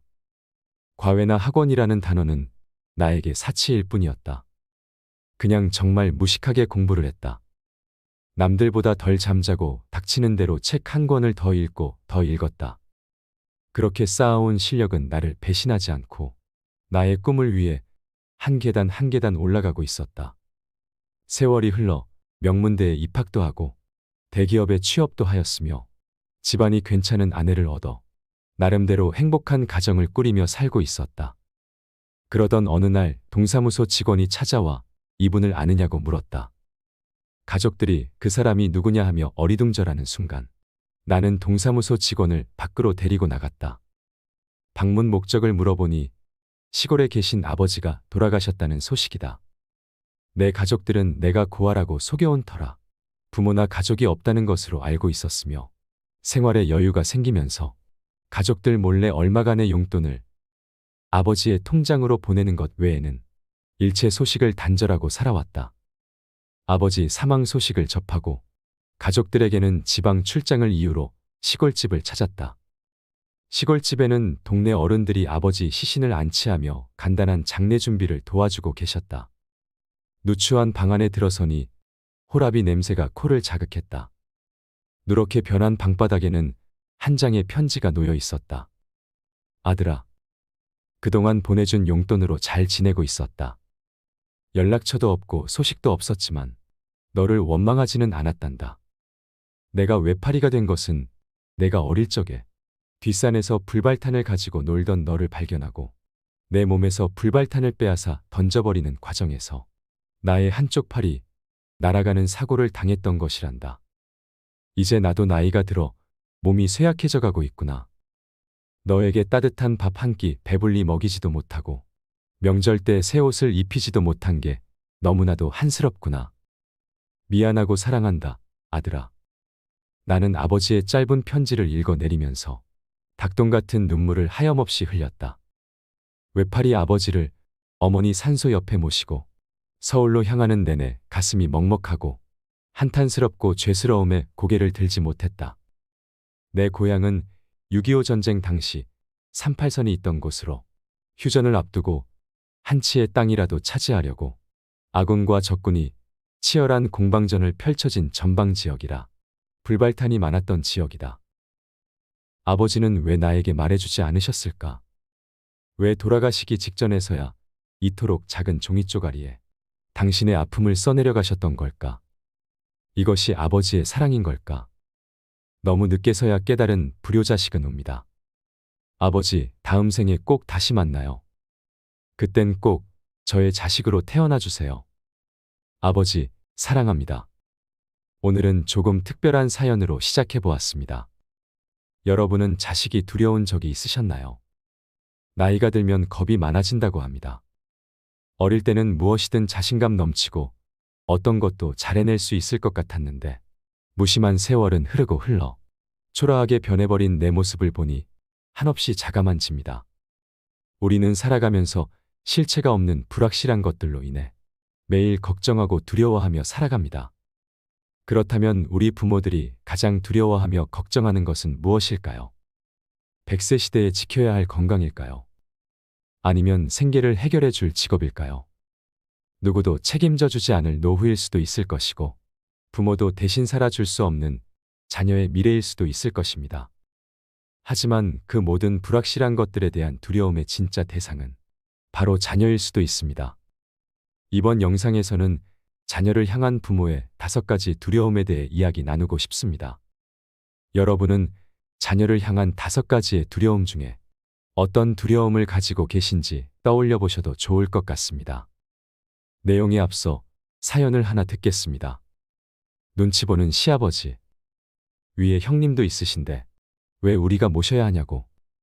엄마 돌아가시고 아버지 혼자 저렇게 계속 사시는데 이렇게 한 번만 부탁할게. 아주버님도 계시잖아. 아주버님은 대기업도 다니시고 우리보다 훨씬 잘 사시는데 왜 형편도 안 좋은 우리가 모셔야 하냐고. 다른 거는 뭐든 하자는 대로 다 할 테니까 제발 이번만은 부탁 좀 들어주면 안 될까. 저는 시아버지를 모시고 사는 며느리입니다. 어릴 적 남편은 엄청 개구쟁이였대요. 매일 사고치고 다니고 해서 아버님께서 매번 뒷수습하면서 다니셨다고 하더라고요. 또 한 번은 골목에서 놀고 있는데 지나가던 트럭에 받칠 뻔한 걸 아버님이 보시고 남편을 구하고 부딪히셨는데 그것 때문에 지금도 오른쪽 어깨를 잘 못 쓰신대요. 아버님이 제 남편을 늦게 낳으셔서 지금 아버님 연세가 68세입니다. 60세 넘으셨을 때도 노가다 하시면서 가족들 먹여 살리려고 고생만 하셨다네요. 남편은 군대 제대하고 26살 때까지도 놀고 먹었더랍니다. 노가다를 오래 하다 보면 시멘트 독이라고 하나요? 하여튼 그것 때문에 손도 쩍쩍 갈라지고 겨울만 되면 많이 아파하신다고 하더라고요. 평생 모아오신 재산으로 마련하신 조그마한 집 한 채도 아주버님이랑 남편 결혼할 때 집 장만해 주신다고 파셨고 그동안에는 전세방 얻어 사셨는데 어머님까지 돌아가시고 아버님 혼자 계신 거 보니 마음이 아파서 남편이 눈물이 자주 난다고 하더라고요. 전 살림하고 남편 혼자 버는데 한 달에 150만 원 정도 벌어옵니다. 근데 아버님이 오시면 아무래도 반찬도 신경 써야 하고 여러 가지로 힘들 것 같더라고요. 그때 저도 임신해서 3개월이었는데 남편이 아버님을 자꾸 모시자고 하는 거예요. 형님네는 아버지 절대 자기들이 못 모신다고 엄포를 놓으시고 이제 애들 고등학교도 들어가야 하는데 말도 안 되는 소리 말라고 호통을 치시더라고요. 그러고는 저희한테 은근슬쩍 떠넘기시더군요. 형편이 마냥 좋지가 않아서 힘들 것 같다고 하니 너흰 아직 애도 없으니까 너네가 모시면 안 되겠냐고 하시더라고요. 저희가 하는 말씀을 들으셨는지 시아버지께서는 늙으니 가봐야 집만 되고 눈치 보인다며 안 가련다 하시는 걸 저희 남편이 같이 가자고 설득해서 결국 넉 달 전에 모시기로 하고 자꾸 거절하는 아버님을 남편이 우겨서 모셔왔습니다. 모셔온 첫날부터 여러모로 정말 신경이 쓰이더라고요.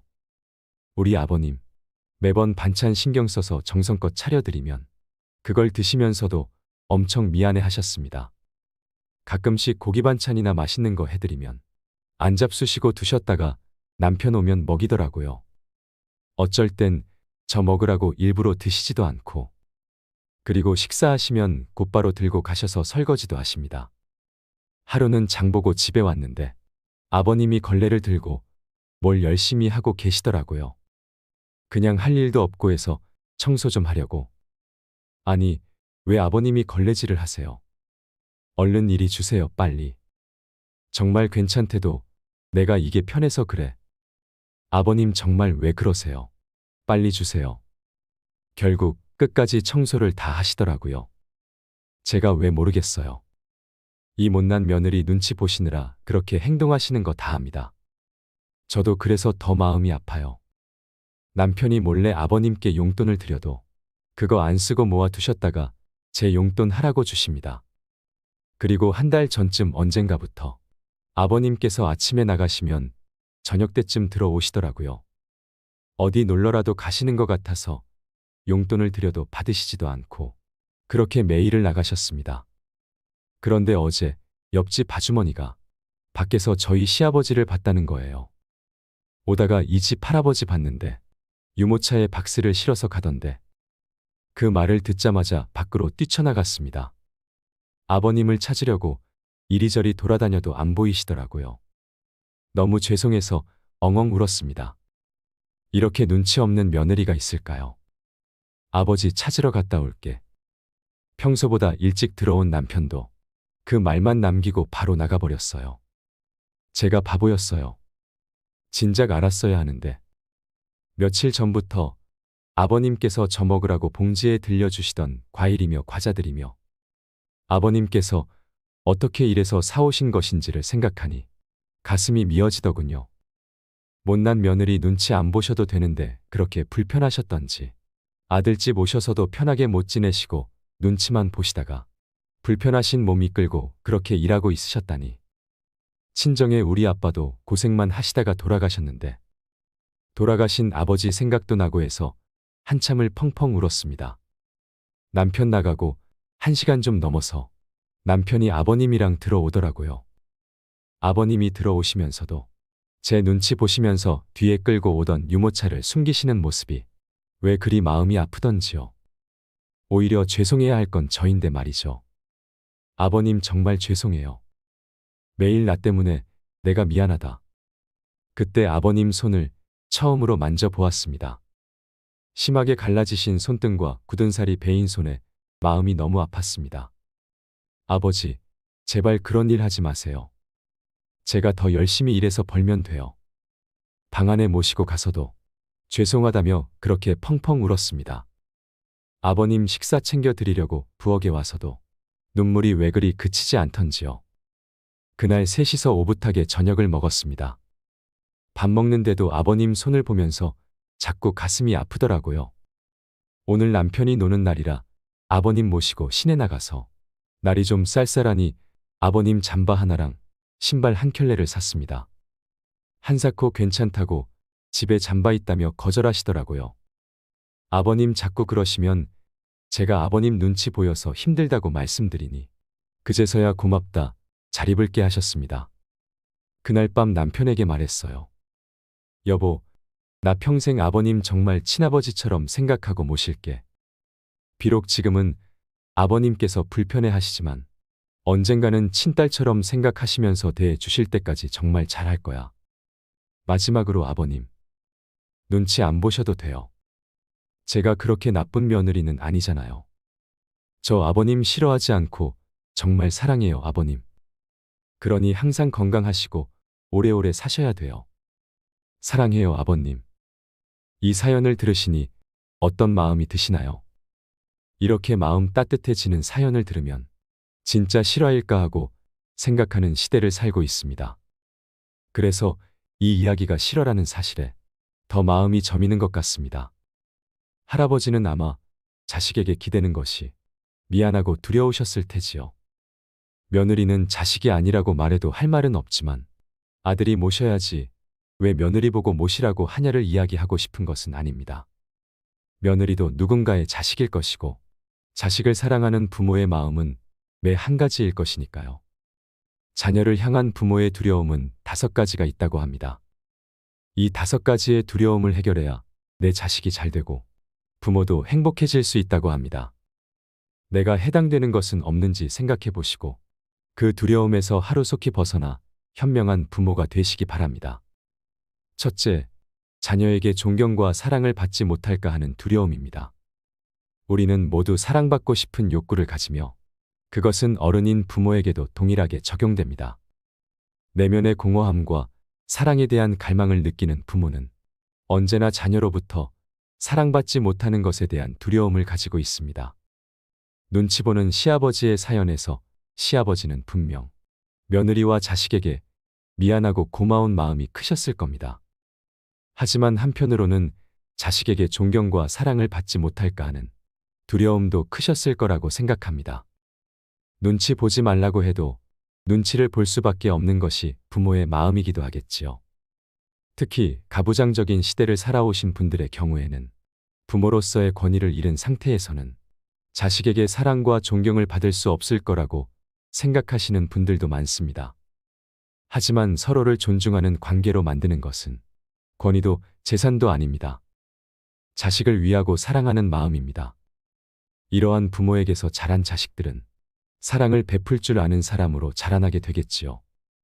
그렇게 키워준 감사함으로 사랑과 존경을 받는 것입니다.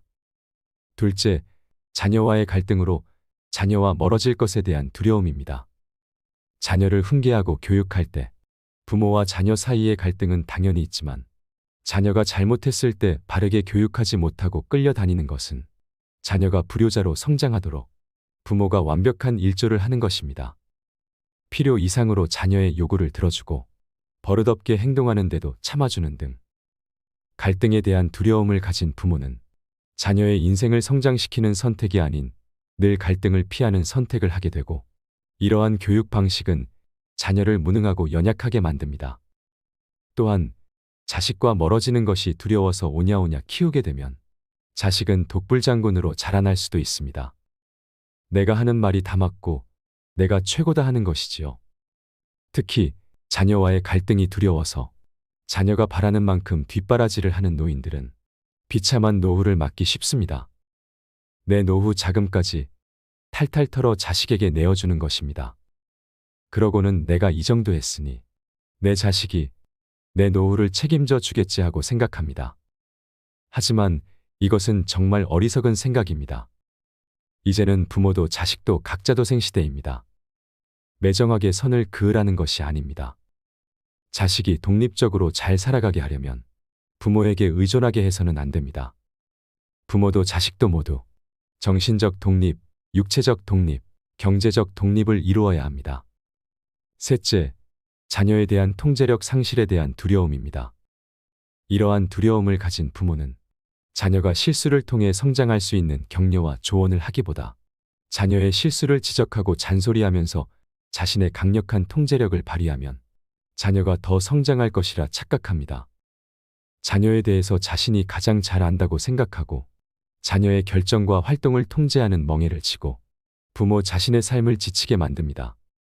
이런 부모의 밑에서 자란 자녀는 부모에 대한 불신을 가지게 되고 부모가 하고 있는 것에 대해 이해 없이 맹목적으로 따르다가 어느 순간에 자신이 받았던 강력한 통제력을 부모에게 그대로 쏟아냅니다.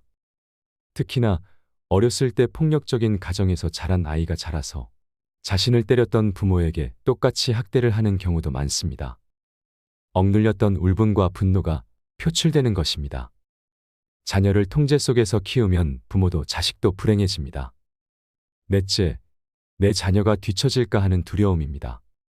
이런 부모는 자녀에게 공부면 공부, 운동이면 운동, 뭐든지 앞서가는 완벽주의를 추구하고 그 기준에 도달하지 못할 때 우리 애는 잘하는 게 하나도 없다라고 생각하며 두려워합니다. 그러한 두려움은 자녀에게 고스란히 전달되어 자녀의 자존감을 떨어뜨리고 자기 자신을 사랑하지 못하는 아이로 성장시킵니다. 이러한 교육 방식은 자녀에게 수치심을 주고 부모를 기쁘게 해야 사랑받을 수 있다는 강박감을 무의식 중에 갖게 하여 자존감을 완전히 잃어버린 비참한 자녀로 자라게 만듭니다. 부모는 자신의 목표와 꿈을 자식에게 투영하면 안 됩니다. 자식이 원하는 삶을 살아갈 수 있도록 하는 것이 부모의 역할이지, 내가 원하는 삶을 자식에게 강요하는 것이 부모의 역할은 아니라는 것입니다. 내 자녀가 남보다 뒤처지면 어떻습니까? 자녀가 행복하면 그것으로 될 일입니다. 내 행복이 자녀의 행복이 되는 것은 아닙니다. 다섯째, 부모의 품 안에서 자녀를 분리하지 못하는 두려움입니다. 부모는 자녀가 좌충우돌 성장하면서 자연스럽게 부모로부터 분리되는 과정이 필요한데도 자녀가 잘못될까봐, 부모에게서 멀어질까봐 자신의 삶에서 분리시키는 것을 두려워하며 오히려 그것을 사랑이라 착각합니다. 이토록 자녀가 컸는데도 탯줄을 잘라내지 못하고 과잉보호하는 부모 아래서 자란 자녀는 자주성을 발휘하는 것에 대해 창피함이나 두려움을 느껴 소심하고 수동적인 아이로 성장합니다. 그래서 자신의 목소리를 내야 할 때, 리더십을 발휘해야 할 때 오히려 좌절을 하게 됩니다. 그렇다면 부모의 이러한 두려움은 어디서부터 시작되는 것일까요? 우리는 모두 어린 시절을 지나오며 부모로부터 받은 교육으로 인해 인생의 감성적 청사진이 형성됩니다. 이것은 나도 모르게 내가 받은 교육 방식대로 내 자식을 교육하게 합니다. 그렇기에 자식을 변화시키고 싶다면 이 감성적 청사진 안에서 나의 부모와 똑같은 방식으로 자녀를 교육하고 있는 것은 아닐까 생각해 보아야 합니다. 부모 자신의 행동 패턴을 이해하는 것이 건강한 자녀 교육의 첫걸음입니다. 부모 자신의 과거를 돌아보며 변하려고 노력하는 과정은 자녀를 위해 반드시 필요하며 부모가 가진 두려움을 깨뜨리는 방법입니다. 이 두려움을 지금 부모가 끊어내지 않으면 반드시 내 자녀에게 대물림 된다는 것을 기억하고 이 두려움을 먼저 제거해야 합니다. 자녀를 사랑하는 방법은 시기마다 다르다고 합니다. 3살까지는 따뜻이 보살펴주는 것이 사랑이고, 어린 시기에는 화목한 가정을 이루어 삶의 모범이 되어주는 것이 사랑이고, 사춘기에는 가만히 지켜봐 주는 것이 사랑이며, 20살이 넘으면 냉정한 마음으로 지원도 간섭도 하지 않는 것이 사랑이라고 합니다. 좋은 부모가 되기 위해서는 이것을 기억해야 합니다. 이 5가지 두려움에 해당되는 사항이 있으신가요? 자식을 낳아 키우면서 돌이켜보면 아쉽고 후회되는 것들도 있을 것입니다. 깨닫고도 여전히 두려운 분들도 있을 것입니다. 하지만 괜찮습니다. 지금부터라도 알게 되어 다행입니다. 지혜와 깨달음이란 부정적인 것만 보던 시선을 돌려 긍정적인 관점을 갖게 하는 힘이라고 합니다. 파도가 일렁이듯이 바람이 오고 가듯이 내 마음에도 여전히 좋고 싫음이 일렁이겠지요. 좋은 것도 싫은 것도 편안하게 받아들일 수 있는 날이 오길 바라며, 마음을 다스리는 그 여정에 여러분들과 오래도록 함께하고 싶습니다. 살아가다 보면 인생사 모든 것이 마음처럼 쉽지 않다는 것을 깨닫는 순간도 오겠지요. 하지만 그 모든 해결책은 결국 내 마음에 있을 거라 믿습니다. 다음으로 비참한 노후를 피하기 위해, 노년에 혼자 살아가기 위해 알아야 할 7가지 법칙을 말씀드리겠습니다. 나이를 먹을수록 몸의 움직임뿐 아니라 마음가짐도 약해지고, 혼자서만 생활하면 마음을 서로 터놓을 수 있는 사람을 만날 수 없습니다. 그 사이 감동하는 힘은 더 약해지고 점점 마음도 말라갑니다. 마음이 침울하면 곧바로 몸을 움직이기도 귀찮아져 행동이 더욱 무뎌집니다. 어쨌거나 집에 틀어박히지 말고 밖으로 나가는 자세가 아주 중요합니다. 스스로 움직이지 않으면 아무것도 나아지지 않습니다. 몸과 마음 그리고 감정의 균형을 얼마나 잘 잡느냐가 근본적으로 가장 중요합니다. 첫째, 잃어버린 것을 세지 말고 가진 것에 감사하라. 나이가 들면 확실히 급격하게 체력이 약해집니다. 젊은 시절처럼 행동하기가 어려워집니다. 근력과 함께 반사신경이나 순발력 등 운동신경도 떨어지지요. 더군다나 혼자가 되니 기력도 약해지고 조금만 슬퍼도 눈물이 나오고 우울해집니다. 그러자 주변 사람들이 여러모로 신경을 써줍니다. 이게 습관이 되면 무의식 중에 누군가에게 기대고 싶은 마음이 들게 됩니다. 그래서 나이가 들수록 내가 할 수 있는 일은 가능한 내가 하겠다는 마음, 자립의 마음을 강하게 지니는 게 중요합니다. 구체적인 지침으로는 다음이 있습니다. 자기 주변을 정돈하고 집안일을 잘 처리해 집안을 깔끔하게 유지한다. 가능한 요청받은 일에 적극적으로 참여하고 세상과의 접점을 풍부하게 하여 사회와의 관계를 지속한다. 건강하게 일할 수 있는 한 일을 해서 생활비를 확보해 경제적으로 자립한다. 자신의 인생을 살아가는 지혜를 찾고 사후 준비를 스스로 해나간다. 자립을 하려면 먼저 자신의 심신 상태를 객관적으로 파악하고 체력이 전과 다르다는 사실 등을 명확하게 자각해야 합니다. 무슨 일을 해도 무리하지 않는 선에서 하고 억지로 무리해서 일을 벌이다가 몸이 상하는 일은 없어야 합니다. 둘째, 내가 만난 사람들이 곧 나의 인생임을 기억하라. 일적인 면에서든 마음 관리 면에서든 건강 면에서든 다양한 생활의 단면에서 저마다 열심히 버팀목이 되어주고자 하는 분들이 있습니다. 그렇게 힘이 되는 사람들과 노후의 인생을 함께 해야 합니다. 사람은 끼리끼리라는 말이 있지요. 내가 먼저 좋은 사람이 되면 좋은 사람들이 모여들게 될 것입니다. 셋째, 죽을 때까지 계속 배우면서 재미있게 살아라. 체력이 마음을 따라오진 못하지만 그래도 인생의 마지막 순간에 마음 풍성한 시간을 보내려면 음악이나 책이 매우 중요합니다.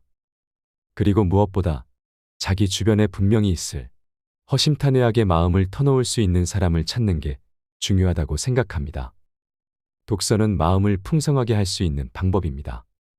책을 통해 수중에 넣은 지식을 진짜 내 것으로 만들기 위해서라도 누군가에게 이야기를 해 깊이를 더하는 게 중요합니다. 그러려면 집에 틀어박혀 그저 책만 읽을 게 아니라 마음을 터놓을 수 있는 친구와 다양한 이야기를 나누며 서로 배울 수 있어야 한다고 생각합니다. 노후에 좋은 친구는 참 소중한 자산입니다. 넷째, 은퇴 후 시작되는 인생의 황금기를 누려라. 젊을 때는 나무를 보느라 숲을 보지 않았는지도 모릅니다. 숲은 생각지 않고 한 그루라도 더 크고 튼튼한 멋진 나무를 키우면 된다고 여겼던 듯 싶습니다. 그러나 지금은 나무를 보지 않고 숲을 볼 수 있게 된 것 같습니다. 이처럼 나이가 들어 현역을 은퇴해도 그 나름대로 사회에 도움이 되는 길은 여전히 있습니다. 나이가 들고 시간이 있으면 봉사를 하며 사는 것도 좋습니다. 베풀면서 얻는 기쁨이 노년의 삶의 활력을 불어넣어 줄 것입니다. 다섯 번째, 멋지게 나이 들고 싶다면 설렘을 포기하지 마라. 확실히 현재의 노인은 건강합니다. 수명이 늘어났다는 것은 각 시기가 늘어난 것이 아니라 인생이 50년이던 시대에는 경험할 수 없었던 시간을 지금은 보낼 수 있게 됐다는 말이 아닐까요? 나이 드는 것을 우울하게만 생각하면 비참하게 늙은 인생만이 내 눈앞에 펼쳐질 뿐입니다. 노화에 거역하려 몸부림치는 분들이 있지만 자연스러운 나이듦을 이해하고 노화와 함께 걸어가는 것도 참 지혜라고 생각합니다. 작업 속도가 느려졌지만 그만큼 시간을 들이면 그만이고 또한 현역에서 은퇴했으니 시간적 여유는 충분하다는 이점도 있을 것입니다. 내 인생을 어떻게 바라보느냐에 따라 인생의 방향도 결정됩니다. 노화를 적으로 돌리지 않고 벗으로 삼아 자신의 인생이 가치 있도록 정해진 시간 안에서 노력해 나가는 것이 의미 있을 것입니다. 그저 외관의 젊음만 붙잡지 말고 세월의 온갖 풍파를 거친 노련함으로 내면의 풍요로움을 쌓아나갈 수 있으시길 바랍니다. 노화를 적으로 돌리지 않고 벗으로 삼아 자신의 인생의 가치를 높여보세요. 여섯 번째, 언제 닥칠지 모를 긴급 상황에 대비하라. 나이 들어 혼자 생활하면 몇 가지 큰 걱정거리가 있습니다. 하나는 불단속이고 또 다른 하나는 병과 부상입니다.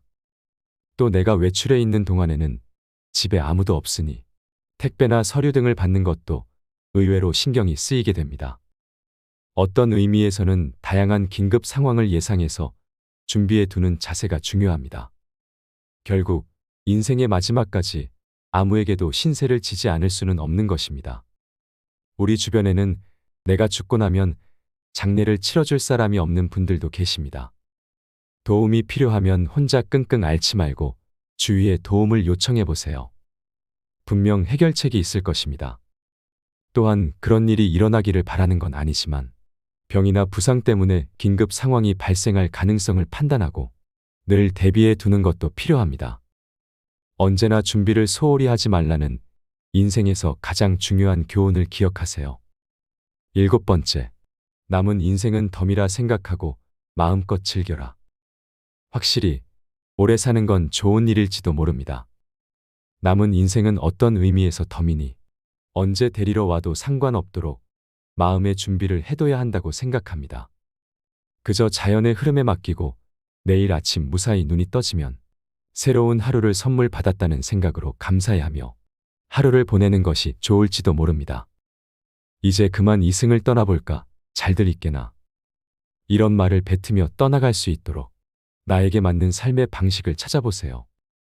내일 일어나지 못해도 충분히 괜찮은 인생이었다고 생각할 수 있게 하루를 살고 매일 밤 잠들기 전에 침대에 들어가는 자세가 중요하다고 봅니다. 여러분, 누죽걸산이라는 말이 있습니다. 누우면 죽고 서면 산다는 말입니다. 나이가 들면 뭐니 해도 건강 관리가 제일 중요합니다. 먹고 마시고 놀면서 꾸준히 운동하세요. 노년에 비참해지지 않으려면 꼭 필요한 7가지 법칙. 첫째, 잃어버린 것을 쎄지 말고 가진 것에 감사하라. 둘째, 내가 만난 사람들이 곧 나의 인생임을 기억하라. 셋째, 죽을 때까지 계속 배우면서 재미있게 살아라.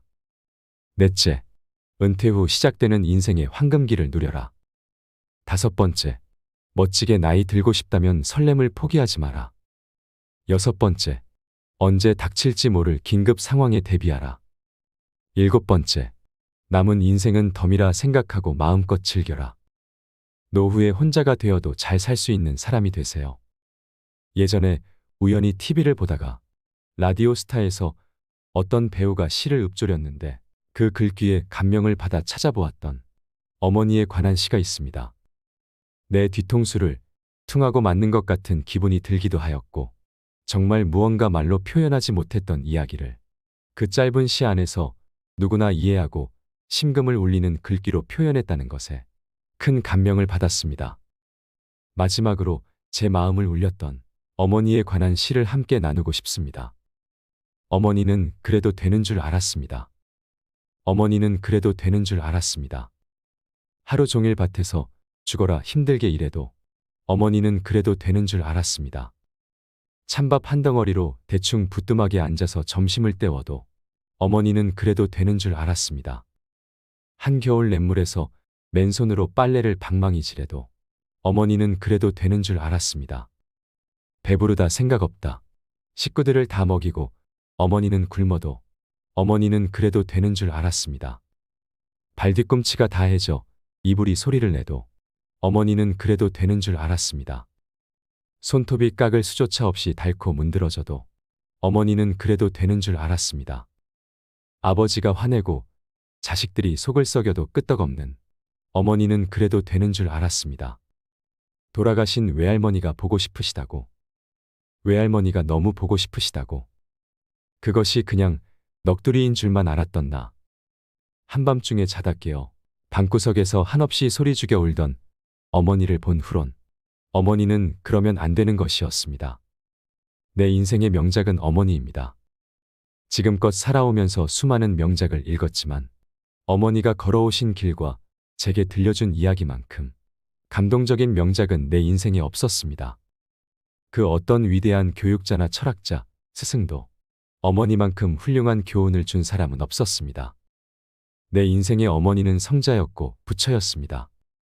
가난하면서도 우리를 위해서는 모든 것을 해줄 수 있는 능력 있는 사업가였습니다. 어머니의 아침은 평생을 새벽에 열었고 성실로 하루를 보내셨으며 밤엔 잔잔하게 들려주는 옛날 이야기로 우리를 잠재우셨습니다. 혹여 일찍 돌아가신 아버지의 빈자리로 하여 우리에게 흠이라도 보일까봐 버들가지 나긋한 회초리로 잘잘못에 엄격했던 어머니. 자식들의 종아리에 굵은 줄이라도 생긴 밤에는 몰래 우시는 것을 여러 번 보았습니다. 공부 1등보다 사람 1등 되기를 강조하고 남을 이기기에 앞서 자신을 다스릴 줄 알고 자신을 이기는 자가 먼저 되라고 하셨습니다. 거짓과 술수로 성공하느니 정직과 진실로 궁핍한 게 훨씬 떳떳한 삶이라고 가르치신 어머니였습니다. 살다 보면 뜻하지 않게 억울한 일이 생겨도 변명보다 잠시 기다리는 여유를 가지라고 하셨고, 눈물은 함부로 보이는 게 아니지만 미소만은 아끼지 말라고 하셨습니다. 친구를 사귈 때는 먼저 덕을 보이고 깊이 있게 우정을 나눌 것이며, 사람 사이에는 항상 일정 거리가 필요하다고 하셨습니다. 인생은 짧은 것 같지만 길고 긴 세월에 비해 허무할 수 있으니 그날그날 최선을 다해 최소한의 후회만 가지라고 하셨습니다. 세월이 흘러도 어머니가 주신 훈계와 사랑은 내 인생의 신앙이며 내가 본 최고의 명작입니다. 어머니 덕분에 저는 세상에서 가장 행복한 사람입니다. 이상으로 책틀맨이었습니다. 지혜를 쌓는 당신의 오늘이 아름답습니다. 더 좋은 영상으로 찾아뵙겠습니다.